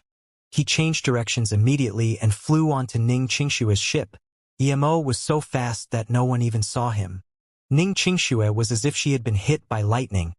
She stared dumbly at Emo, who gradually descended on the ship. Crank. The gun in her hands had fallen on the ground, but she didn't even notice. "Emo, is it really you? Have I died? Why am I hallucinating?" Xianxia murmured to herself. She couldn't believe that her yearning had touched the heavens and had allowed her to see Emo before she died. But seeing Emo then, other than an illusion before death, what else could it be? How could Emo appear on the ship for no reason? Seeing Xianxia's expression and emaciated figure, Emo's heart ached. He knew that Xianxia had recovered her memories. Otherwise, she wouldn't be like this. Emo walked over and reached out for her, gently hugging her. "Xianxia, it really is me." Emo suddenly was full of satisfaction. His endless killing intent was gone the moment he put his arms around Xianxia. It was his greatest satisfaction to be able to meet Xianxia in that immeasurable ocean. He even thanked those Japanese men for giving him the radar. If it hadn't been for that radar, he still wouldn't be close to finding Xianxia. "Emo, it really is you?" Xianxia stood up excitedly and hugged Emo tighter. In that moment, she was so blissful that her heart was about pounding like crazy. There was only one voice in her mind, and it said, "This is real. This really is Emo." The dream was so real that she couldn't believe it. In that instance, they only had each other in their hearts. Everything else was extraneous. Or perhaps, it was more than just having each other in their arms and feeling their existence. No words could express what they were feeling at that moment. Only embracing each other could make them both really feel how real it was. Time seemed to have stopped then. The ocean waves paused. Other than the old diesel engine on the fishing ship that was still working, everyone looked dumbly at Emo and Xianxia. No one on the pirate ship realized how Emo had jumped a few hundred meters to get to Xianxia. They were just thinking, these two dare to embrace each other in front of all these guns like nothing? Are they dumb? However, it was just a moment. Then the pirates woke up. What made them angry was that a goddess-like woman such as Ning Qingxue was in another man's arms, when they didn't even get to touch her. Kill him. Sean was the first to react, and pointed at Yemo with fury. In his eyes, Ning Qingxue was his. How dare someone embrace his woman? Eden was still nervously controlling the ship, trying to move out of their attack range, but all of a sudden noticed that the cannon had stopped attacking. It was a brief moment of silence. Immediately after, he saw Yemo hugging a white-clothed woman. That woman was from the Skull pirate ship. Eden rubbed his eyes to make sure he was seeing right. Is this woman his wife? Was she also taken by the pirates? How come the pirates still haven't attacked him yet? Eden was very confused. Bang, the sound of a sniper rifle shook Eden. No, the Chinese man who saved him was being attacked by the pirates. It was the sound of a sniper rifle. Eden got worried, so much that he forgot the fact that Yemo was on the Skull ship. Yemo raised his hand and instantly caught the bullet. Then, he looked at Ning Qingxue and said, "Qingxue, are these people harassing you?" Ning Qingxue didn't feel any of Yemo's killing intent. She was already immersed in Yemo's arms. Nothing else mattered. She hadn't even heard what Yemo had said, nor realized that Yemo had caught a bullet. Did I miss? The sniper on Sean's ship looked at his hand in disbelief. There was no way for him to miss at such short range, but the fact was that he did. He couldn't have possibly imagined that Yemo had caught his bullet. Yemo was fine, so, other than his shot having missed, what else could it be? Just when he wanted to shoot a second time, Yemo had already placed Ning Qingxue behind him. "You won't need to shoot twice. I will send you into the sea." Then Yemo kicked, and the sniper, who then was getting ready for his second shot, was thrown in the air and into the sea. However, before he had landed, he was already dead. Sean reacted. He had his projectile skills and was much more proactive than his companion. It was a 20 meters distance. How had that man managed to get there in an instant and also bring a woman with him? Then, he remembered what happened before. Yemo had been on that fishing boat 300 meters away from the ship, but he somehow got there. Before he could think these two things through, Yemo kicked away more than 20 pirates. All of them were thrown into the sea, and no one could even struggle. This was only in a matter of a second or two. Looking at the remaining 7 or 8 people on the ship, Sean started to sweat. He knew he was done. He had offended someone he shouldn't have offended. His men couldn't even fire, they were almost all dead. He didn't bother to shout fire. He knew there was no difference whether he did it or not. "Qianbei, have mercy." Luckily, Sean understood a bit of Chinese culture. Yemo couldn't understand what he was saying, and, while he spoke, he knocked out another 4 pirates who had tried to fire. Including Sean, there were only 3 pirates left on the ship. Ning Qingxue was woken up because of this. She looked up and found she was still in Yemo's arms but not on the same ship. Ning Qingxue was aware of Yemo's power. She scanned Sean's ship. She saw the 3 remaining pirates looking at Yemo in terror, as though he was a demon from hell. Yemo's expression sunk as he said coldly, "You wanted to attack my woman, yet you still beg for mercy. Keep dreaming." Then he kicked the 2 remaining pirates. Now Sean was the only one left. Ning Qingxue heard Yemo's words and blushed a little. Although Yemo's words were dominating, she didn't feel annoyed at all. Instead, she felt warm inside, but immediately, she thought about the fact that she wasn't his woman yet. A few hundred meters away, Eden finally managed to control his ship and looked up, catching Yemo kick those ferocious pirates one by one into the sea. Eden was stunned and uttered, "Oh my God!" He guessed that Yemo was no ordinary person for daring to search for his wife alone on a fishing boat, but Yemo's power far exceeded his expectations. How could he be this ferocious? Those ravenous beast-like pirates were like toys in his wake. They couldn't even so much as raise their guns. Eden was no idiot. He immediately wondered, when did Yemo leave the fishing boat? It seemed to have been at the same time as a cannon landed on the boat. He had still been worrying for Yemo, yet this Chinese person had already appeared on one of the Skull ships.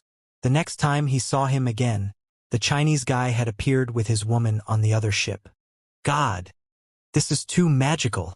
Eden couldn't understand how Emo had moved around like that, but he sure was in a good mood now. No wonder he'd told him to steer the ship to the place of the incident. He had nothing to fear. Comprehending that, Eden directed the fishing boat towards the pirate ship.